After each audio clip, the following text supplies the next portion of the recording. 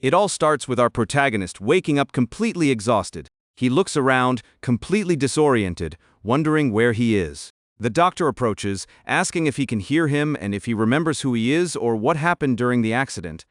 But in his mind, he's just an ordinary graduate student. He remembers there was a fire in the lab and that he tried to save the hard drive containing his research. However, he didn't manage to get out in time and ended up losing consciousness. Returning to reality, he takes in his surroundings and wonders if he's in a hospital. At that moment, he gets a massive fright when he notices that something is deeply wrong. As he catches his reflection in a vase, shock washes over him. He realizes this isn't his original face. Over the next 2 days while hospitalized, vague memories begin to surface, and he starts piecing together the whole confusing mess. Finally, the truth hits him. He has transmigrated into another body. He discovers that the original Yusung was an ordinary student about to enter high school, and that the boy was born to Korean immigrants living in Japan. From what he can gather, the kid was in a car accident over the weekend and remained unconscious for several days. After much reflection, he concludes that his original body perished in the incident, and he has now taken over the life of this unconscious young man. With that, a wave of profound relief washes over him as he realizes he's finally free from the absolute living hell of graduate school. However, while sitting in the car, he decides not to jump to conclusions, knowing this sudden possession could end at any moment. His biggest concern now is how on earth he's going to adapt to his new life here. Once inside the house, his mother tells him to go get some rest, and he simply nods as he heads upstairs. Standing in front of a closed door, the protagonist notices his body moving almost on autopilot, guided by muscle memory. He turns the doorknob slowly, feeling a strange sensation as he steps into someone else's room, politely murmuring an apology for entering. Suddenly, the boy freezes in absolute shock, utterly unable to process what he's looking at. Looking at shelves packed with colorful boxes, he begins to suspect the true tastes of the body's former owner. Seeing posters of magical girls plastered everywhere, Yusung goes into total denial, desperately hoping he's wrong. The harsh reality hits home when he surveys the entire room, making it clear that the original Yusung was a hardcore anime otaku. Frustrated with his new reality, the protagonist stands there in utter disbelief that he has possessed the body of an extreme fanboy. He lets out a heavy sigh as he slumps to the floor, wondering if he'll ever survive living like this. The biggest issue is that any sudden shift in behavior will arouse his parents' suspicion, yet he knows absolutely nothing about this otaku world. Lost in thought, the protagonist wonders what his next move should be while stuck here. Examining a poster on the wall, he notices that the character shares an uncanny resemblance to Yusung, right down to the hairstyle and wristband. The realization hits him like a lightning bolt. Staring at the illustration of countless girls surrounding the illustrated hero, he prays it isn't true. The grim confirmation follows shortly after. The body's former owner had been cosplaying identically to the manga character. He really was a next-level fanatic. He deduces that the kid used to act out character poses, and noticing the bookshelves are packed with manga of every imaginable genre, he decides to skim through them. Holding a volume in his hands, Yusung cringes hard at the cover art, featuring an elf girl paired with a ridiculously over-the-top title. But as he flips through another series, he tries to recall where he's heard this specific plot before, and sudden recognition strikes. The story belongs to a massively popular teen romance manga that shattered records by selling over 10 million copies. The title executed the classic tropes of the genre flawlessly, earning widespread acclaim for blending them with the author's signature style. However, the final volume caused absolute outrage across the fandom when the author brushed aside the main heroines to have the protagonist end up with the childhood friend. Back then, the entire internet went up in flames with angry rants, and he vividly remembers seeing those viral posts online. Since the book in his hands seems to mirror those exact plot lines, he decides to start reading to get his bearings. Suddenly, it hooks him so completely that he finds himself utterly unable to stop turning the pages. The series turns out to be surprisingly good and completely losing track of time. The young man stays up all night devouring the rest of the collection at his desk.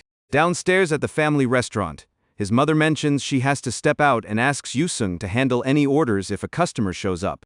Recalling the cringy, in-character phrase he forced out to keep his mother from getting suspicious, the boy wonders what kind of bizarre life the original fanboy lived. Even though his situation is surreal, he has to admit that being the son of KBBQ restaurant owners is fantastic for his muscle-building diet. Just then, the chime above the door rings. But the moment the protagonist looks toward the entrance, he freezes in utter disbelief. A young man walks in, complaining and begging the girl beside him to stop nagging him, while Yusung racks his brain trying to figure out why they look so familiar, completely ignoring his complaints. Yuka cheerfully announces she's going to airplane feed her big brother, telling him there's no escape. She completely causes a scene, shouting right in the middle of the dining room. The blonde boy looks visibly mortified by the embarrassing public display. The moment he catches the customer's name, something clicks in Yusung's mind, and a wild suspicion takes root. He instantly links the duo's distinct looks to the main characters of the blockbuster romance manga he was reading just hours ago. His mind is completely blown when he confirms that the customer standing before him is none other than the story's protagonist, Ryuji. Stunned by this unbelievable revelation, the young man stands rooted to the spot in the center of the restaurant, completely paralyzed. A wave of horror hits him as he realizes this isn't just a standard reincarnation case. He has been sucked straight into the world of a manga. Tracing the problem back to the start, he remembers being an ordinary grad student who blacked out during a disaster, only to wake up inside this body.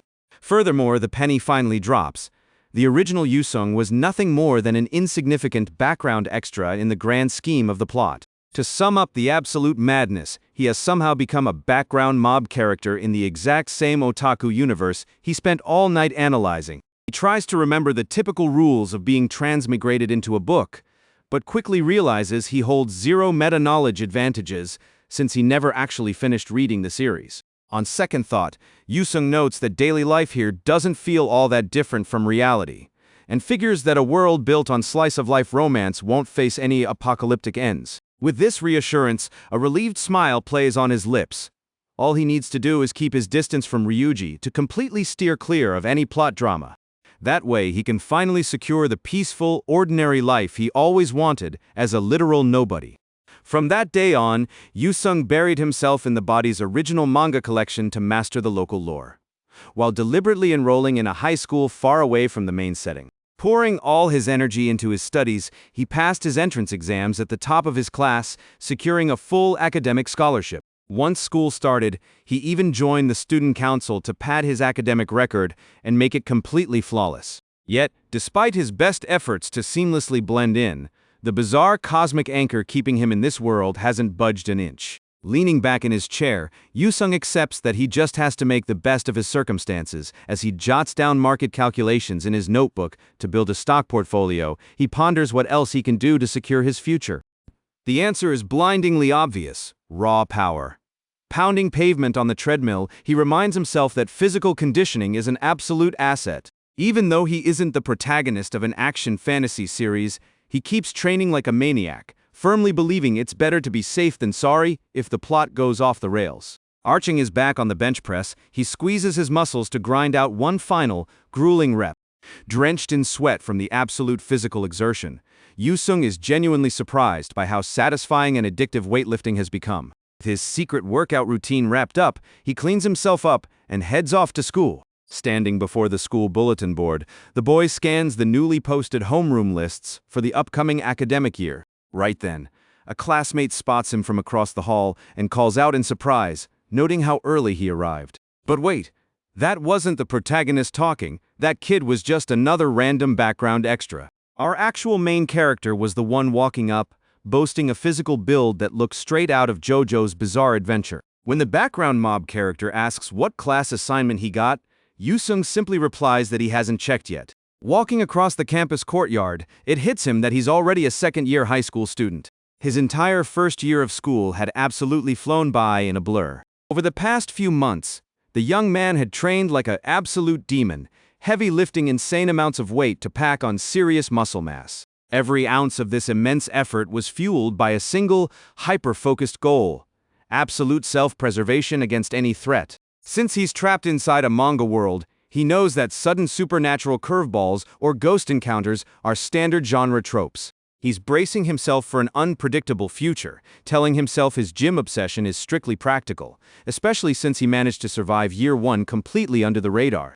The ultimate objective remains unchanged: keep a totally low profile. But just as he steps up to the door of Class 2B, a cheerful female voice shatters the peaceful atmosphere, brightly wishing Ryuji a good morning. But just as he arrives at the classroom door, an energetic girl's voice cuts through the morning quiet, loudly greeting Ryuji. Slouched at his desk, Ryuji mutters irritably that his morning is already ruined, leaving the girl completely baffled by his sour mood.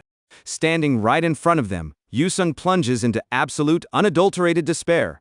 The worst-case scenario has just manifested. He's been assigned to the exact same classroom as Ryuji. Utterly frustrated, Yusung curses his luck for picking a school all the way across town specifically to avoid Ryuji, realizing his dreams of a peaceful life have officially gone up in smoke. Meanwhile, Ryuji mentions he's had an ominous gut feeling since sunrise, starting with dropping his wallet on the street, followed by a clumsy collision with a girl he'd never seen before. Right on cue, the homeroom teacher steps inside, telling everyone to quiet down and take their seats immediately. The teacher acknowledges that day one of a new term is always absolute chaos, but asks the class to settle down a bit. As he sets his materials on the podium, the teacher announces he has a major piece of news, immediately sending a wave of excitement through the students. With an enthusiastic smile, he reveals they have a new transfer student and invites her to come inside. A beaming young girl walks through the door, instantly captivating the entire room with her radiant, bright energy. The classroom erupts into quiet whispers about how drop-dead gorgeous she is, with some wondering if she's mixed race, while the teacher clears his throat, wishing they'd focus on the blackboard instead. Anxious to help the newcomer feel welcome, the teacher instructs the class to be on their best behavior and gestures for her to introduce herself. With absolute enthusiasm, the girl introduces herself as Rika, sharing that she just moved from Shizuoka and listing her absolute favorite hobbies as Yusung watches the spectacle unfold from his desk. Yusung sighs, thinking that by the unyielding laws of narrative plot, it was inevitable she'd land in the exact same class as the main lead. He quickly confirms that this striking transfer student is none other than one of the central heroines of the original story. Even though his meta-knowledge is incomplete, he remembers vividly that Rika dominated the manga's official character popularity polls at number 1. Yet, despite her absolute popularity, he knows she wasn't the one who won the protagonist's heart in the end.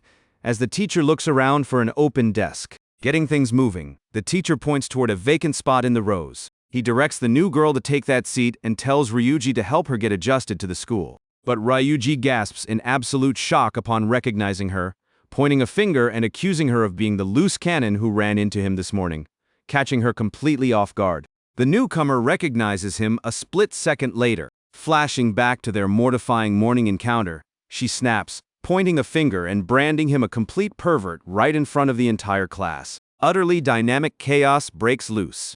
Ryuji instantly barks back with an insult of his own. Slightly amused by the sudden commotion, the teacher deduces they already have some history and tells her to settle into her desk. The moment she sits down next to him, a heavy, suffocating tension drops over the desks, and Ryuji shifts uncomfortably under her intense glare. With an administrative huff, Rika turns her back to him, completely freezing out her new desk partner. Despite her obvious irritation, she reaches into her bag and slides over the wallet he'd dropped earlier. As Ryuji mumbles a flustered thank you, our protagonist watches the cliché unfold from the back row, already dreading having to sit through this exact romantic drama for the next 2 years. Yusung reminds himself that his insane physical conditioning is strictly to secure a rock-solid, peaceful future. Navigating a world dictated by standard rom-com logic, he's confident he can anticipate major plot beats even without absolute source material knowledge. Then again, he knows all too well that serialized stories love hitting readers with unexpected narrative curveballs. To keep ahead of those exact structural shifts, he makes sure to analyze current magazines to map out the standard romantic progression. Suddenly breaking pattern, Ryuji grabs Rika by the wrist and asks her to step outside to clear up the misunderstanding from this morning. Rika, blushing slightly but acting tough, crosses her arms and tells him he has exactly 60 seconds. The moment the two exit the room, the rest of the classroom breaks into gossipy whispers, instantly suspecting a secret relationship. Seizing the opening, Yusung slides out of his seat, tossing out a generic excuse about needing the restroom. Slipping out of the room with a focused, serious expression, he prepares to put his observation plan into motion. As his massive frame glides down the corridors, his natural presence completely terrifies nearby underclassmen, leaving them wondering if he's actually a student and not an undercover enforcer. He lets out a frustrated sigh, wondering if he's a natural trouble magnet, though he admits his terrifying aura makes it incredibly easy to clear a path. He realizes he needs to step on it to shadow the main character's flagship event, relying heavily on his structural manga studies. To verify his narrative calculations, he needs to witness these flag events firsthand and gather intelligence. Analyzing the campus layout, he reasons there's only one classic spot within the entire school perimeter where a hero and heroine can get absolute privacy. Yusung knows there's a single, absolute target location for this textbook romantic trope. His hypothesis hits the bullseye when he spots them behind the old-school building, with Ryuji talking rapidly to the girls. Right before his eyes, the blonde main lead drops into an over-the-top classic anime bow, hands pressed together as he pleads that the morning collision was a complete accident. Crouched behind a broad trunk, Yusung watches with dynamic intensity, muttering about the textbook execution of the classic apology stance. He can barely contain his disbelief that the main character is unironically dropping into such an embarrassing trope-heavy posture in real life. Rika watches his dramatic performance in absolute silence. Suddenly, she breaks into a melodic laugh, telling Ryuji he's way more of a dork than she initially thought. Flashy smile across her face, she confesses she isn't petty enough to hold a genuine grudge over a clumsy accident. Baffled by her sudden shift, he blinks and asks why she made such a massive scene during homeroom. Giggling, the new transfer student admits she just couldn't resist seeing his hilarious panicked face one more time, enjoying their banter. Observing from the brush, our protagonist notes that Rika's radiant, infectious charm completely justifies her taking first place in the popularity rankings. He monitors the interaction carefully, confirming this marks flag event, #1 for the main couple's romantic development. Content with the data gathered, he smiles to himself, appreciating the textbook perfection of their romantic introduction. His internal monologue is shattered when a cold voice calls out his name from right behind him. Whirling around, he locks eyes with a girl demanding to know exactly why the student council's incoming secretary is crouching in the bushes like a criminal. The sharp-eyed, dark-haired girl raises her traditional fan suspiciously, asking if he's engaging in something utterly degenerate, like peeping on girls. He recognizes her instantly as Kumiko, the student council president and the textbook tragic villainess of this entire universe. Even with her current antagonistic demeanor, he knows her character arc ultimately spirals into absolute tragedy in the unread chapters. To secure his peaceful background character existence, Yusung reminds himself he must never catch feelings for any main cast member, scrambling to cover up his stakeout. The massive teen springs to his feet, holding up a stray branch and smoothly lying that he was merely inspecting the local flora to harvest decor for the student council room. While he panics internally about acting like a completely normal, unnoticeable student, Kumiko narrows her eyes at the foliage, seemingly taking his interior design pitch seriously. She curtly decides that since he went through the trouble of foraging it, they might as well display it in the main council chamber. Yusung lets out a quiet sigh of relief, genuinely blown away that such a terrible, improvised excuse actually worked on her. As they walk side by side, the president asks what has him wandering around the campus edge on the very first day of the term. She mentions she was tracking him down to host a welcoming lunch for the council officers to build camaraderie, checking if he's having any trouble adjusting. Without waiting for him to reply, she quickens her pace, warning that if they don't step on it, the cafeteria tables will be completely packed. Yusung stops in his tracks, blinking in confusion, pointing out that school lunch could never satisfy her notoriously high-class, demanding palate. Slightly amused by his response, she lets out a small huff, claiming he clearly doesn't know her true character at all. She raises an eyebrow, asking if he's insulting her by suggesting she's completely out of touch with plebeian culinary culture. Kumiko insists she's highly open-minded, even proposing they order that exact pork rice bowl he had during their last session. Flashing back to the decadent fine dining meals she usually describes, he can't help but feel she's totally pulling his leg. Yusung flatly informs her that the standard campus cafeteria doesn't carry street-style comfort food like that. Surprised, she blinks and asks what their actual daily options are, to which he highlights the school's staple udon noodles. Mouth twitching in immediate disgust, the president repeats the name, muttering that it sounds unrefined and utterly plebeian. The villainess immediately abandons all interest in experimenting with commoner food, her elite sensibilities flaring up. Right on cue, a familiar voice cuts through the air, asking if she wasn't proudly boasting about her connection to the masses just moments ago. It's Shinjiro, the intensely loyal vice president, pushing up his glasses and reporting that they've been searching campus high and low for her. Glaring at our protagonist, he readjusts his frames with an irritated click, convinced he has deduced the situation perfectly. Pointing an aggressive finger, Shinjiro barks, demanding to know exactly what business an extra has with the president. Kumiko's face flushes a deep, bright crimson as her assistant dramatically spills the beans that she skipped her own high-class lunch just to hunt down their AWOL secretary. Baffled by the sudden outbreak, Yusung tries to process the bizarre reality that the student council president went hungry entirely because of him. Panicking over being completely exposed, Kumiko cuts in, shouting denials at the top of her lungs to preserve her proud image. Completely ignoring her protests, the vice president declares he will no longer tolerate an outsider acting so insolently around his lady. Dropping into a hyperdramatic tone, the glasses-wearing teen vows he's ready to lay down his life for her, invoking generations of absolute ancestral loyalty to her house. Losing her temper, the villainess shoves her overzealous henchman away, snapping at him to get back to the lounge and finish his steak before it gets cold. As the two bickering council members vanish down the hall, the protagonist stands completely paralyzed, entirely unable to comprehend the absolute absurdity of the situation. By the time the final bell echoes, the local subway station is completely overwhelmed by waves of commuting students. Navigating the packed platform, the boy stands tall, quietly reflecting on the absolute madness of his first day. He confirms to himself that today successfully triggered the flagship meeting, officially setting the romance plot into motion. Relieved, he notes that his massive, imposing build kept all potential high school delinquents completely at bay. Since even the main character keeps a respectful distance, he internally celebrates that pouring his soul into muscle building was an absolute masterstroke. Glancing up at the digital arrival board, the student notes there are exactly 10 minutes until the next inbound train. Sipping his soda, he notes that since the main couple's fates are already intertwining, all he has to do is stick to the sidelines as a regular extra.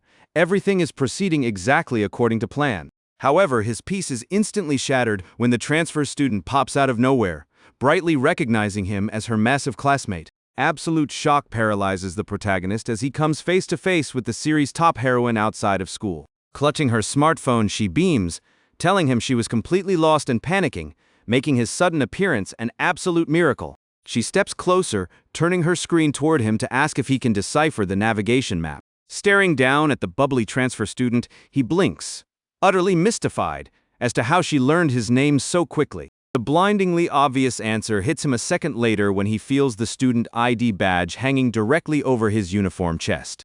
Rika taps the plastic casing with a friendly smile, addressing him casually by his surname. Caught off guard, the gentle giant lets out a sigh, realizing he'd completely overlooked that basic uniform detail. Bright and cheerful, she declares that he must be a genuinely sweet guy, proving her intuition is always spot on.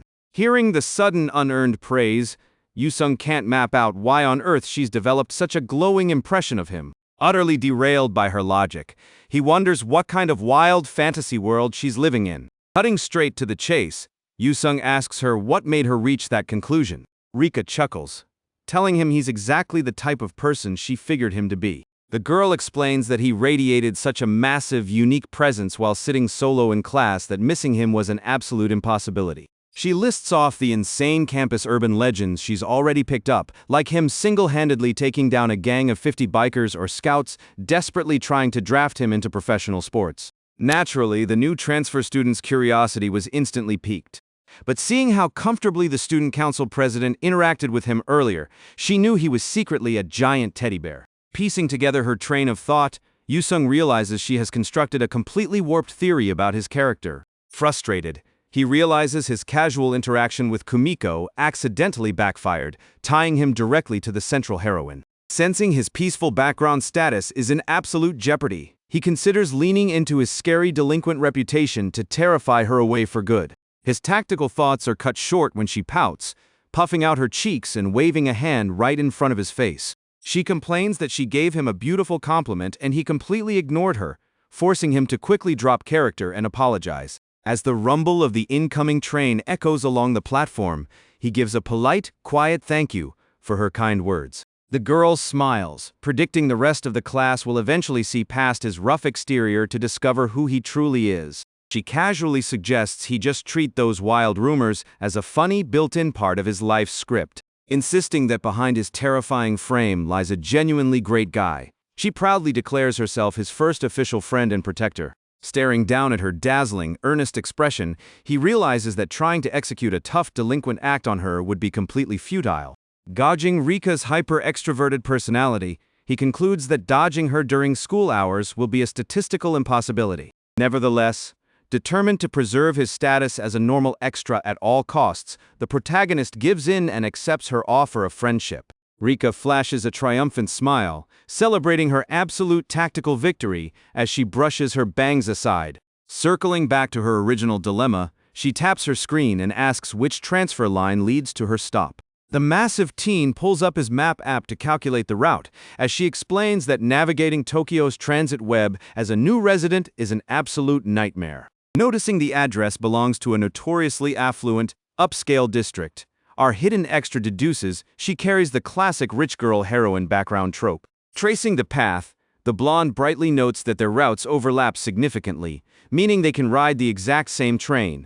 Stepping into the train car, the new student can't get over the absolute coincidence of them living in the same direction. He confirms his neighborhood is situated just 2 stops past her own destination. While she finds it a beautiful twist of fate, he breaks out into a cold sweat, realizing this geographic proximity is an absolute disaster for his low-profile strategy. The absolute weight of narrative reality crashes down on him. He's officially caught in a textbook rom-com sequence. Despite his peak physical power, his ultimate strategic blind spot remains his incomplete knowledge of the manga's later volumes. He quickly decides that gathering intelligence directly from the main cast will be infinitely more efficient than trying to blind guess the plot's direction. To safeguard his quiet life, his new mission is to maintain this friendship, act as her casual advisor, and keep the main plotline firmly on its rails. Recalling standard slice-of-life side arcs where a supporting character offers friendly advice, he reasons this minor adjustment won't disrupt the core narrative.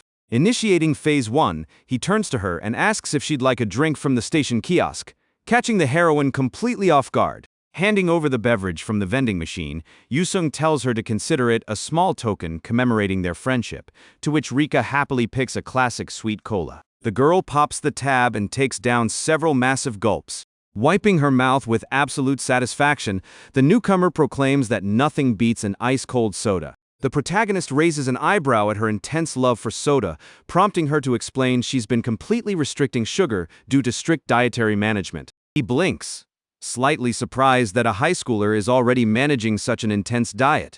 With a proud grin, Rika flips her phone around to display professional, highly stylized modeling shots of herself. She explains she worked as an active print model for a fashion magazine back in Shizuoka, making weight management an absolute career requirement. Staring intensely at the professional photo, he deadpans, asking if the dramatic shift in appearance is entirely due to makeup magic, which instantly sends her into a furious pout. To dodge her incoming lecture, he quickly points out that her train is pulling into the station, making her huff at his blatant subject change. The commuter train glides smoothly along the platform rails right on schedule. Once inside the car, nearby commuters begin whispering in absolute panic, labeling Yusung a dangerous, thuggish delinquent. People aggressively avoid eye contact, muttering about how stressful it is to ride public transit with an absolute monster in their midst, leaving the duo standing right in the center. Amused by the clear path, Rika giggles that traveling with him is an absolute cheat code for personal space, while our extra sweat drops, feeling like he's walking into a public relations trap. Shifting back to business, he pulls up his mobile map to plot the most efficient walking path to her new home. Unfortunately, the heroine turns out to have an absolute zero in directional sense, getting completely turned around while trying to explain her street layout. When the train doors slide open at Chitose Funabashi Station, she steps onto the platform and offers a bright, parting thank you. The protagonist reminds her he's riding 2 stops further down the line to Seiju. Waving enthusiastically as the automated doors begin to slide shut, Rika calls out that she'll be relying on his absolute guidance again tomorrow. The train instantly accelerates down the tunnel, leaving the giant student alone with his thoughts. He stands frozen as the reality sinks in, completely horrified by the realization that he has just been locked into a daily commuting routine with her. The next day, the midday bell echoes across the high school campus, signaling lunchtime. Streams of hungry students immediately spill out into the central courtyard. Tucked away in his usual isolated corner, Yusung uncovers a meticulously packed bento filled with homemade kimbap. He lifts a piece with his chopsticks, ready to dig in, when his quiet sanctuary is shattered by Rika marching up with her lunch bag and calling his name. The transfer student stares at him in utter disbelief, asking if he unironically eats lunch out here by himself every single day. He explains that his massive build puts his classmates on edge inside the room, making this secluded spot by the recycling bins infinitely more practical. He reasons it gives everyone breathing room to get used to his presence, though she counters that they're all just missing out on the sweet guy inside. While his strategy is to maintain a completely low-profile weight, the heroine can't stand seeing him isolated and immediately shifts gears, eyes locking onto his bento with absolute curiosity. She asks if she can try a piece of his authentic Korean food. He nods, sliding the container over, completely amazed by her ability to cycle through emotions at absolute lightning speed. Enjoying his stunned expression, Rika casually declares that they are now official lunch buddies from this day forward. He tries to object, pointing out he can't supply kimbap every day, making her snap in mock offense that she didn't choose his company just for the catering. Chewing his food, the protagonist muses at how rapidly she bridged his defenses, acknowledging her absolute charm leaves zero room for social awkwardness. The new student savors the flavor with absolute delight, highly praising the seasoning and asking about his family's restaurant background. He replies modestly that it's just standard home cooking, but jokes that she should definitely relay those exact compliments to his mother to score him some points. In exchange, Rika takes her chopsticks and holds out a piece of her homemade tamagoyaki. She delicately extends the savory-looking egg toward him. Without hesitation, Yusung leans forward and takes a bite of his friend's culinary creation. The absolute instant the flavor hits his tongue, a wave of profound shock paralyzes the extra. It feels like an absolute sugar bomb, crossing the line into sickeningly sweet, even by dessert standards. He asks with an intense look how much sugar she dumped into the recipe, leaving her blinking in confusion as she claims she just seasoned it normally. Surrounded by a dark, intense aura, Yusung solemnly declares that such an absolute excess of sugar will wreck her metabolism, promising to bring her a properly salted version tomorrow.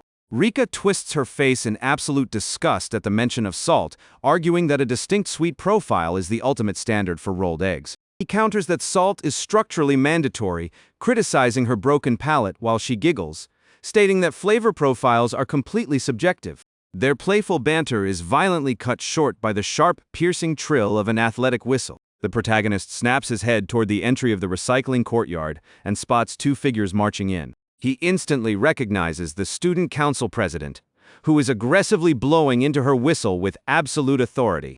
Face darkened by a classic villainous shadow, Kumiko mutters that the codes of academy discipline absolutely forbid scandalous trysts on campus grounds. Exuding absolute authority, the villainess points a finger, proclaiming she will never tolerate such shameless, degenerate behavior under her watch.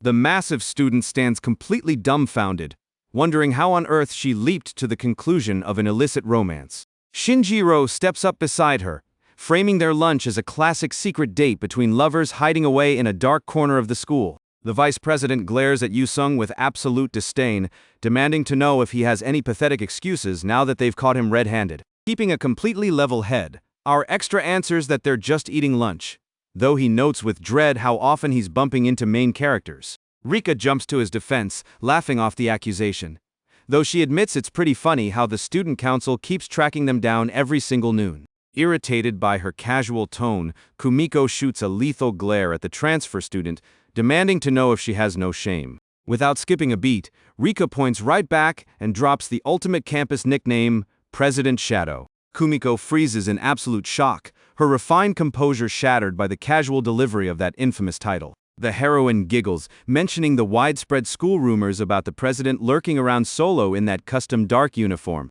Completely losing her high-class composure, Kumiko screams in pure indignation, claiming her tailored uniform represents the absolute prestige of the student body. The new student casually advises her to just own her aesthetic, since the entire school already considers it a high-tier cosplay, driving the villainess to absolute mortification. As Kumiko trembles with pure rage from the teasing, Rika cheerfully holds out a piece of egg as an absolute peace offering. Overwhelmed by the absolute psychological defeat, the president drops into a melodramatic tone, declaring she will look the other way just this once. She flees across the courtyard in absolute desperation, with Shinjiro hot on her heels pleading for his lady to wait up. The remaining duo stands side by side, watching the chaotic student council members vanish over the horizon. Blinking, Rika tilts her head and asks what she did wrong, prompting a heavy sigh from the protagonist as he admits he has absolutely no clue. Later that afternoon, inside the quiet, empty classroom, the heroine calls out to her massive friend. Rika strolls over to his desk, asking why on earth he hasn't packed up and headed home yet.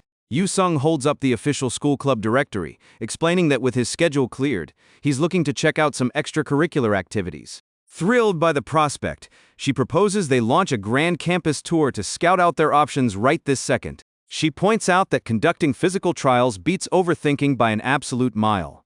And the protagonist finds himself agreeing with her logic. The extra pushes back his chair, his massive frame rising as she excitedly asks where their first stop will be. He calmly states his absolute intention to run a trial on every single club listed, leaving her staring at him in pure awe of his ambition.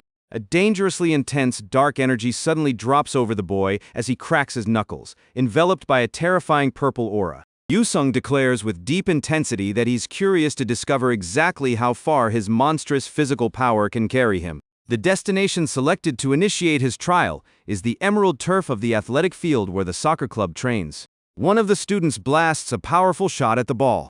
However, the shot flies nowhere near the goal and smacks into the fence, showing off his terrible aim to anyone watching from afar. Two troublemakers mock the guy for missing 5 times in a row without scoring a single point. Then, the two of them confidently turn around and start dynamic taunting at the soccer team. The athlete fires back, warning them that scoring a goal isn't hard at all. The troublemakers don't take kindly to his attitude and threaten the player, demanding respect for the school's top forward duo. But the moment they realize they're looking at the team's number 10, the guys completely freeze in terror. With an icy glare, Crowe orders them to get lost since the team needs to use the entire field. The duo gulps down hard, breaking into a cold sweat as they realize they just messed with the club's most dangerous veteran. The troublemakers immediately apologize and promise to beat it without causing any more trouble. One of the players thanks the captain for stepping in, relieved to finally be rid of those nuisances. Changing the subject, Crowe asks about the freshman, but his teammate laments that no one has caught his eye so far. Team captain frowns, recognizing that a lack of fresh talent will be a massive hurdle to winning the national tournament. Staring up at the sky, the captain desperately wishes to find a rookie strong enough to carry the team and change their fate. One of the troublemakers grits his teeth in irritation, asking his buddy if they should go back and pick a fight.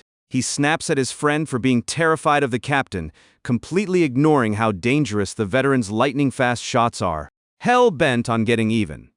The guy argues that raw physical strength isn't everything in a street fight, and that experience matters way more. Right in the middle of his proud speech, someone shoves his shoulder hard, stopping him dead in his tracks as he wheels around to scream at the culprit. Yusung looks back with a lethal, intimidating glare, genuinely confused as to why the guy is screaming so loudly. The protagonist calmly asks the guy to repeat exactly what he just said. The duo freezes instantly, shaking like leaves as they recognize the monstrous, towering figure standing right in front of them. Without a second thought, the troublemakers bolt away screaming in absolute panic, certain they've crossed paths with a certified monster. The background character is left standing in the middle of the courtyard, completely clueless about what just went down. All around him, the students whisper in awe, fully convinced he single-handedly broke those bullies using nothing but his sheer gaze. Right after, Rika scolds her companion, reminding him of their plan to make friends at school and live a peaceful life.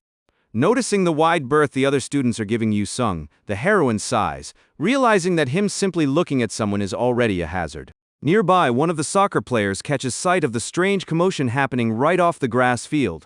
The athlete jumps when he sees Yusung stepping onto the pitch alongside the transfer student to try out for the club.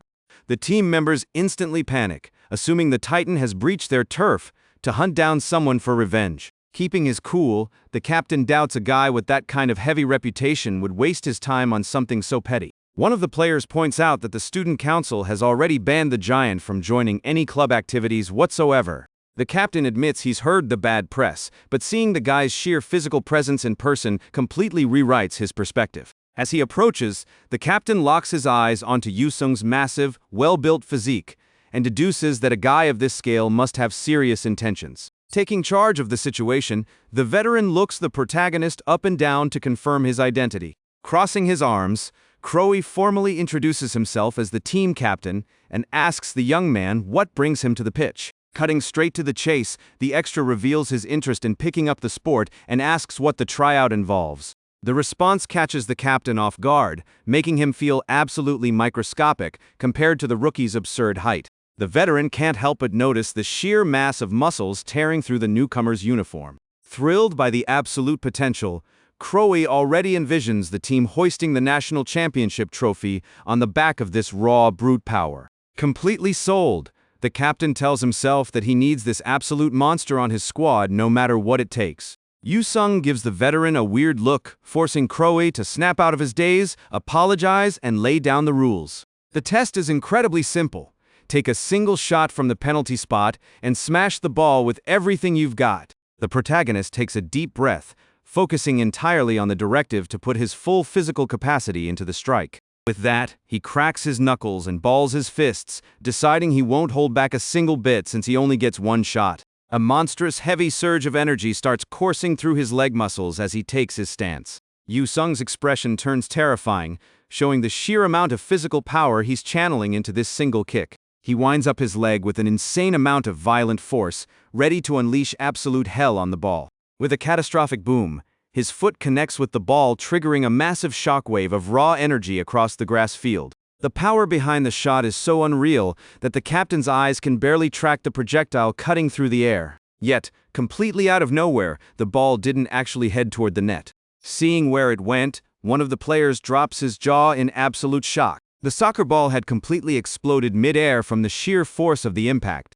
Concluding that soccer is out of the question, the guy asks Rika to see what other sports clubs are open in the school. The girl suggests basketball, thoroughly amused by the chaos, and jokes that their club tour feels like a map destruction minigame. Within minutes, rumors that the absolute behemoth is heading toward the courts spread like wildfire through the academy hallways. Students are running left and right, eager to witness whatever disaster he's going to inflict on the other sports teams.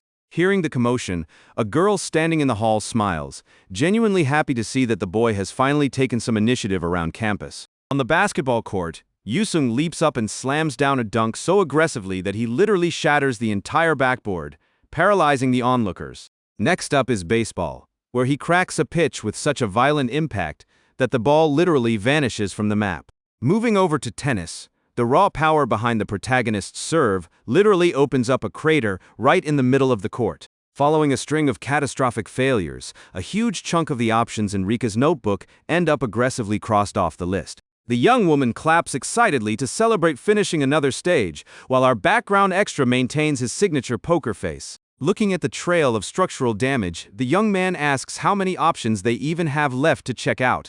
Beaming with pride and absolute confidence, Rika is thrilled to finally show off the meticulous fruits of her research. Slipping on a pair of glasses to look more intellectual, the heroine prepares to lay out the data she's gathered. She explains that several athletic departments aren't holding open trials today, leaving them with exactly 3 viable alternatives for now. Option number 1 is track and field, which focuses entirely on building raw endurance and mental stamina. The second route is swimming, perfect for boosting cardiovascular health and conditioning the entire body. And finally, the third choice is kendo, which aims for extreme discipline and intense mental conditioning. Pushing her glasses up her nose with style, the girl confirms that these are the absolute final choices available on campus. Extremely proud of her breakdown, she fishes for a compliment, but Yusung just replies that she didn't need to make an entire theatrical production out of it. The protagonist gets lost in thought when his companion enthusiastically offers to lead the way to any of those choices, completely breaking his expectations. The guy casually asks her if she's ever worked as a professional actress, flustering the heroine completely with the random question. The protagonist adds that she really seems to have a natural gift for acting, but tells her to disregard it if he's off base. Tucking her hair behind her ears shyly, the girl admits it's a bit of an embarrassing topic for her to talk about. Blushing a deep crimson, the blonde reveals that she actually used to do something remarkably similar to acting in the past. Hearing this unexpected confession, his eyes widen as a highly dangerous connection in her backstory clicks in his mind. Sensing something suspicious, he realizes his companion's aura is triggering massive red flags, but tries to shake it off to keep the story's generic tropes intact. As Rika beams with excitement, The supporting character internally resolves to dig into her past so he doesn't accidentally wreck the manga's original script. Quickly changing the subject, the young woman suggests they keep moving, reminding him they still have 3 locations to hit. Noticing his friend's obvious dynamic nervousness, Yusung figures it's best not to press her for answers right now. With that, the young man picks kendo as their first stop, and the heroine tells him to just follow her lead down the hall. Arriving at the entrance of the training dojo, the duo notices that the venue is already packed with a massive crowd of students. The second the rookie steps inside, leaking an overwhelming aura, the students lose their minds and start screaming about the Titan's arrival. Absolute chaos erupts as students exchange wild rumors about the trail of destruction he left in other departments, assuming he's here to conquer the entire school. Quaking in fear at the absolute monster, 2 club members cautiously approach the blonde to ask if she's here as the beast's handler. Getting fully into character, Rika adjusts her glasses and proclaims herself as Yusung's official manager, telling them they'll have to talk terms through her. Watching his companion's over-the-top performance, the extra just lets out a heavy sigh, exhausted that things have escalated to this level. Right then, a girl walks forward through the hall with confident, firm strides, asserting that those other clubs were simply too weak to handle a thug. Halting right in front of the crowd, Captain Yukika decrees with absolute authority that the senseless panic stops right here. She levels her wooden sword directly at the rookie, triggering passionate cheers of dynamic admiration from her squad members. Completely unfazed by the weapon, the guy calmly states he's just here to take the club trial and asks for the guidelines to join. The veteran breaks into a highly confident smile, admitting she actually respects the newcomer's bold, unbothered attitude. Resting her weapon over her shoulder casually, Yukika declares that the match will be settled by a single, clean strike. Stepping onto the center of the arena, the captain announces she will be his personal opponent and summons him to the tatami as the crowd watches. Shinjiro is practically buzzing with absolute excitement, hyping up the epic showdown between the human weapon and their invincible captain. Capturing everything on his phone, the vice president sneers, fully convinced that the captain is about to wipe the floor with the protagonist's face. As Rika watches anxiously, Yusung realizes the entire room is treating him like a major final boss destined to be slain. Annoyed by the relentless whispering of the crowd, the captain barks out a command for absolute silence in the dojo. The sudden shout strikes immediate fear into the onlookers, causing everyone to shut their mouths instantly. Flashing a lethal gaze, the veteran declares this to be a serious combat zone and clears out any casual spectators from the main floor. Leaking a dark, heavy intent, she threatens to destroy anyone who dares cross her boundaries before she even deals with the freshman. Terrified by the captain's overwhelming pressure, the students scramble backward, clearing out of the central ring entirely. Analyzing the rival's flawless stance, Rika notes that this girl's skill ceiling is leagues above any standard student. Locking his eyes forward with a serious look, the protagonist internally admits that his companion is spot on. A massive, heavy snake-like aura manifests right behind Yukika, proving to him that she's playing for keeps. Seeing this, the extra tells his friend to sit this one out outside, and the heroine wishes him luck before ducking out to avoid getting blasted by the captain. Squaring up and fully prepared to strike, the captain asks if the freshman is absolutely certain about going in without any protective gear. He explains that the club definitely doesn't stock gear anywhere near his size, prompting the girl to shed her own armor to keep the match perfectly fair. Gripping his practice sword tightly, Yusung accepts the terms but warns that he won't be held accountable if she ends up broken. Treating his concern like a complete joke, the veteran scoffs at the absurd notion that she could ever get hurt by a rookie. Cloaked in a heavy, dark energy, the captain guarantees he won't even graze her uniform and tells him to prepare for absolute defeat. Without warning, she lunges forward with terrifying speed, launching a fierce direct thrust straight at his face. She unleashes a relentless barrage of blindingly fast strikes, internally praising the supposed thug's rock-solid defensive reactions. Amping up her aggression even further, Yukika yells that raw muscle mass means absolutely nothing against a true elite martial artist. The veteran keeps pouring on the pressure without letting up, forcing the protagonist to deflect every heavy blow with his own practice weapon. Catching a tiny split-second opening in his guard, she leaps into the air for a vertical strike, but the Titan bats her weapon aside effortlessly. Still airborne, the captain flashes a highly arrogant smirk, calling him an amateur for falling for such an elementary feint mid-exchange. The instant her feet touch the ground, she circles cleanly behind her opponent, declaring the match officially over. Before she can strike, the young man cranks his muscle output to absolute maximum, flipping his sword into the air with the raw, brutal momentum of his movement. With superhuman reflexes, Yusung snatches the weapon behind his back before it even drops, anchoring his stance to launch a devastating counter. The captain freezes entirely, paralyzed by the sheer, crushing pressure exploding out of the rookie's physical form. Staring at him, it clicks that he baited her with a false opening on purpose, and that she would have been completely wiped out if he had swung a fraction of a second faster. Realizing the massive critical error of underestimating her foe, Yukika knows that dragging this out will literally put her life on the line. Determined to finish the match immediately, she summons the full weight of her serpent aura to unleash her absolute ultimate technique. Pouring all her focus into a heavy descending slash, the captain channels her clan's forbidden art to finish the protagonist once and for all. But in a literal blink of an eye, the extra drives his weapon forward with perfect precision, hammering her square in the chest before her attack can even land. Condensed physical power concentrated at the tip triggers a massive blast of blue kinetic energy that fully illuminates the entire gym. Blown backward, the veteran tries to process how anyone could smash straight through the ultimate flawless style of the Fuma line. Spinning through the air in absolute shock, she still frantically tries to correct her posture for one final desperate attack to save her honor. Right then, the giant's weapon digs into her midsection with devastating impact, instantly knocking the wind completely out of her.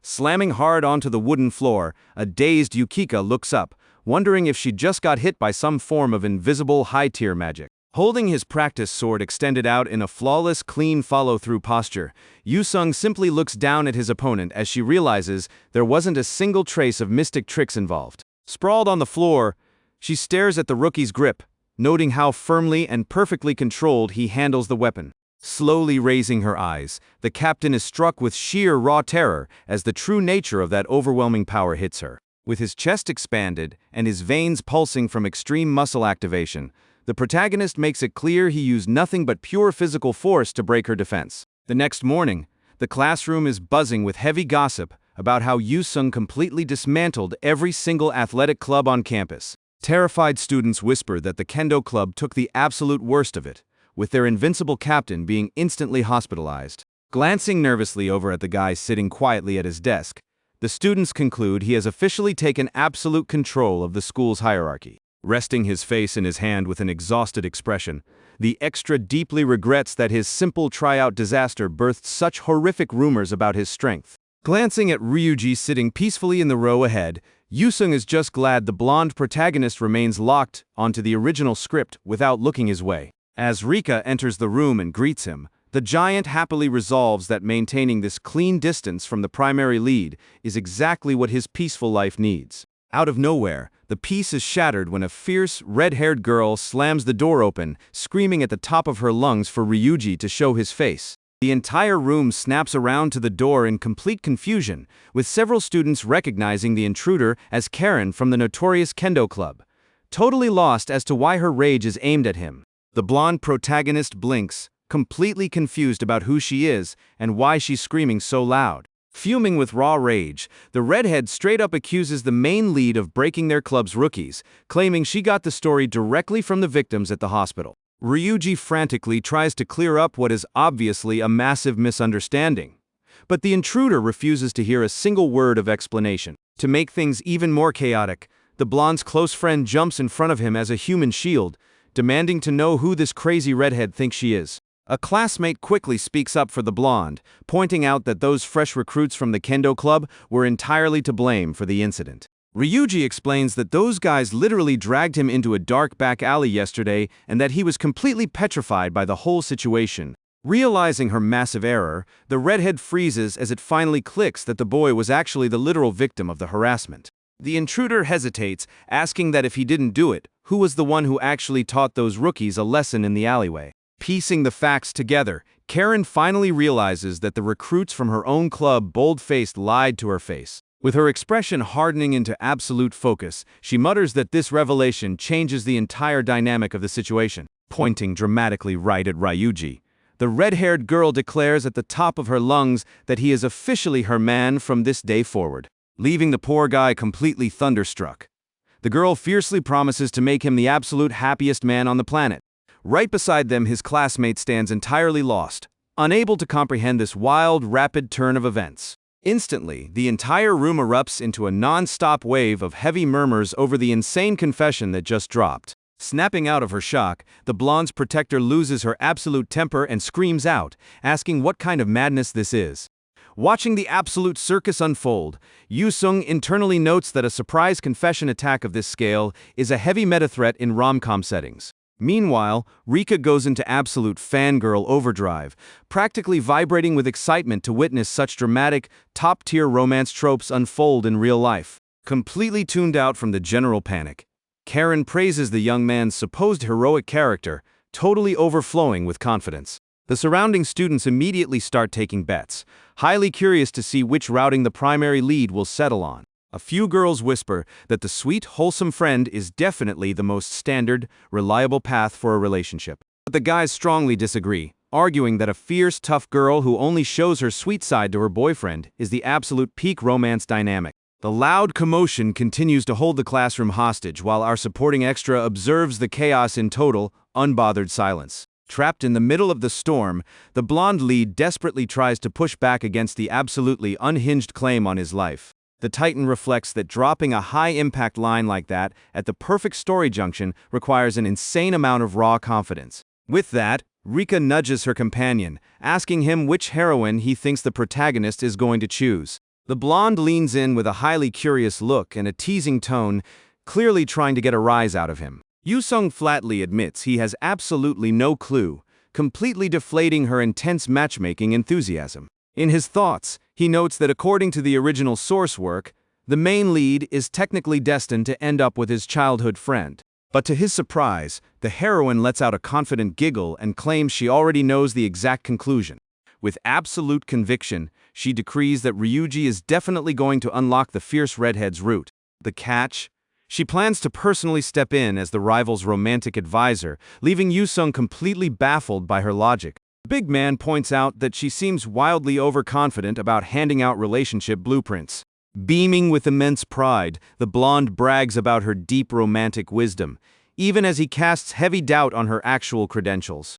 She lets out an annoyed huff at his blatant skepticism, making the extra wonder why she's investing this much effort into someone else's romance. The heroine waves her arms around frantically, demanding her companion focus on her instead of getting entirely wrapped up in other people's relationship drama. Faced with his friend's dynamic overexcitement, the guy can only stare back with a highly uncomfortable expression. Later on in the hallway, Ryuji walks past looking completely drained after the absolute circus from this morning.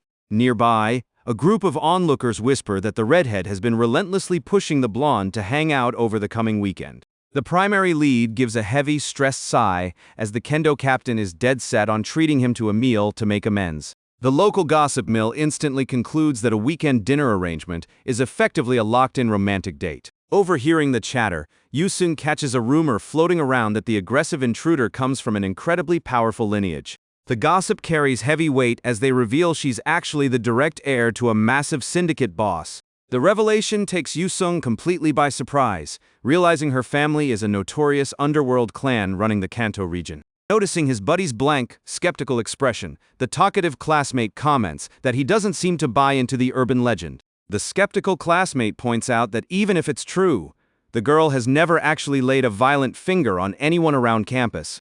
Suddenly, the other student mimics a heavy, somber aura and jokes that he feels like bowing down and calling her boss right now. Sizing up the situation, the protagonist internally validates that a high-profile syndicate trope fits flawlessly inside a manga universe. The peaceful atmosphere is blown to pieces when Karen violently kicks the classroom door open, screaming her target's name yet again. While the redhead fiercely demands to lock down the schedule, Yusung resolves to stay completely clear of the hero's main plotline hazards. Trying to run interference for the blonde, his wholesome friend snaps at the intruder to stop this unhinged stalking across school grounds.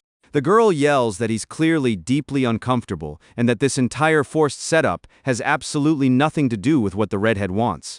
Watching the classic love triangle unfold, the background extras literally weep tears of pure envy, wishing they had gorgeous girls fighting over them. The captain's relentless dynamic pursuit stretches across every single recess period, constantly demanding he accept her apology right then and there. Losing every shred of patience, The aggressive girl straight up grabs the main lead by his uniform collar right in the middle of the crowded hallway, pinning him flat against the lockers. She fiercely decrees that the two of them are locked into a dinner plan this weekend, no exceptions. Completely petrified by her insane brute strength, the poor lead literally cries out for mercy, far removed from the safe haven of the cafeteria crowd. Rika casually asks her companion what his itinerary looks like for the upcoming Golden Week holidays. Without an ounce of excitement, he replies that he'll just be clocking in hours to help out at his family's barbecue restaurant. Seizing the opening, the blonde suddenly turns remarkably shy and extends a soft invitation for him to drop by her place if he catches a break. Dangling the ultimate bait, she notes she possesses a massive, towering library of manga, instantly hooking his curiosity. The heroine beams as she brags that her father owns enough volumes to easily stock an entire bookstore. Excited by the prospect, the extra promises to give her a ring, while his friend chirps that she'll make sure her dad is fully prepped for the surprise guest. Abruptly pivoting the topic, the young woman happily takes a massive, healthy bite out of her lunch. Staring down at her tray, the giant points out how deeply impressed he is that someone with such a slender frame can pack away that much food. Picking up a piece of meat, the guy notes that he actually struggles to pack on soft weight naturally due to his system. Puffing out her chest, Rika proudly boasts that every single calorie she consumes goes straight into building her asset size. The raw, completely unfiltered statement leaves our supporting extra absolutely speechless, his eyes widening in pure shock. The second he blinks, the blonde flips the script and accuses him of being a total creep for staring, making him realize he walked straight into a flawless setup. Their bickering is cut short when they catch the sound of the blonde main lead screaming in absolute panic from a nearby table. Watching the scene play out, the heroine realizes her perfect matchmaking gateway has arrived and immediately dashes straight into the action. The original protagonist blinks in surprise, looking up at the random girl who just barged directly into his conversation. The lead asks who she is, and the blonde confidently plants her hands on her hips, introducing herself with absolute authority. The self-appointed romantic advisor turns directly to the redhead, announcing she's here to solve her dating crises. The sudden dynamic intrusion leaves both the main lead and the syndicate heir completely bewildered by her energy. To Yusung's absolute shock from the background, the redhead nods, confirming she's heard the campus rumors about this transfer student being an elite romance coach. As Rika beams with immense pride, the kendo captain innocently asks how she even caught wind of their personal situation. The blonde points out the painfully obvious fact that she creates a massive public scene by chasing Ryuji across every single break period. Striking an adorable pose, the heroine declares that right now is the absolute perfect window to lay down a strategic plan. Hearing the wild proposal, the tough redhead turns bright red, completely flustered by the idea of getting elite, professional advice to secure her man. Yusung quietly steps away from the unfolding disaster, noting that Rika is genuinely having the absolute time of her life right now. Riding the hype, the matchmaker locks in a high-stakes strategy meeting for tomorrow, decreeing that attendance is mandatory for everyone. The protagonist ponders that the canonical narrative was supposed to strictly revolve around the core heroines competing for Ryuji. Yet, seeing the blonde go this far out of her way to coach her own rival triggers major structural red flags for him. Shaking off the script anomalies, he shuts down his thoughts to lock back into his personal strength routine. Stepping into the commercial gym venue, the young man takes a heavy breath, ready to burn off the day's mental strain. Right in the middle of his bench press set, the giant catches an unusual loud commotion echoing from the main floor. He racked the weight early in confusion, trying to pinpoint exactly where the loud disruption is coming from. Unable to decode the frantic shouting, the extra loud wonders what could have triggered such a sudden public scene. Right then, a familiar female voice calls out his name, snapping his focus over to the opposite side of the weight room. Looking over at the girl, Yusung remarks on how absolutely massive of a coincidence this is. The girl freezes completely, instant recognition hitting her as she stares at the guy who completely dismantled her at the school dojo. To double-check his read, the protagonist flatly asks if she's indeed Yukika, prompting her to turn slightly red. The captain quickly tries to justify her presence, arguing that standard school club conditioning simply doesn't cut it for her. Averting her eyes nervously, she confesses she had absolutely no clue her opponent frequented this specific establishment. The guy chuckles at her awkward defense, immediately understanding why the regular gym bros in the back are practically buzzing with excitement. The protagonist looks her over and internally notes that her striking visual appearance easily justifies all that intense bro enthusiasm. Keeping the dialogue perfectly casual, the giant adds he didn't realize they lived in the same neighborhood. Yukika quietly replies that she actually just relocated to this sector of the city very recently. As he processes the detail, a deep, booming voice cuts into their chat, declaring the timing to be absolute perfection. The pair turns to see a massively built, smiling man marching toward them with intense, roaring energy. It's none other than Yujiro, the hyper-enthusiastic director and owner of the powerlifting venue. Wasting zero time, the owner dumps the responsibility squarely onto Yusung, ordering him to give the new female member a full tour of the facilities. The veteran lifter reasons that having a familiar schoolmate around will make the girl feel infinitely more comfortable during her heavy sets. Blindsided by the sudden assignment, our extra stands there trying to process the forced narrative setup. Leaning in close to the young man's ear, Yujiro confidently whispers that the girl clearly registered here because she's got a massive crush on him. The owner's dynamic, playful insinuation catches the guy completely off guard, leaving him entirely thunderstruck. Brushing past the awkward tension, the gym owner tells the captain to just shadow the veteran's form for her first official day. Letting out an exhausted sigh, Yusung walks back to the iron, fully aware that the old man has completely misread the entire dynamic. As they load up the barbell, the owner casually suggests kicking off the warm-up at a terrifying 220 kilograms, causing the girl's jaw to drop.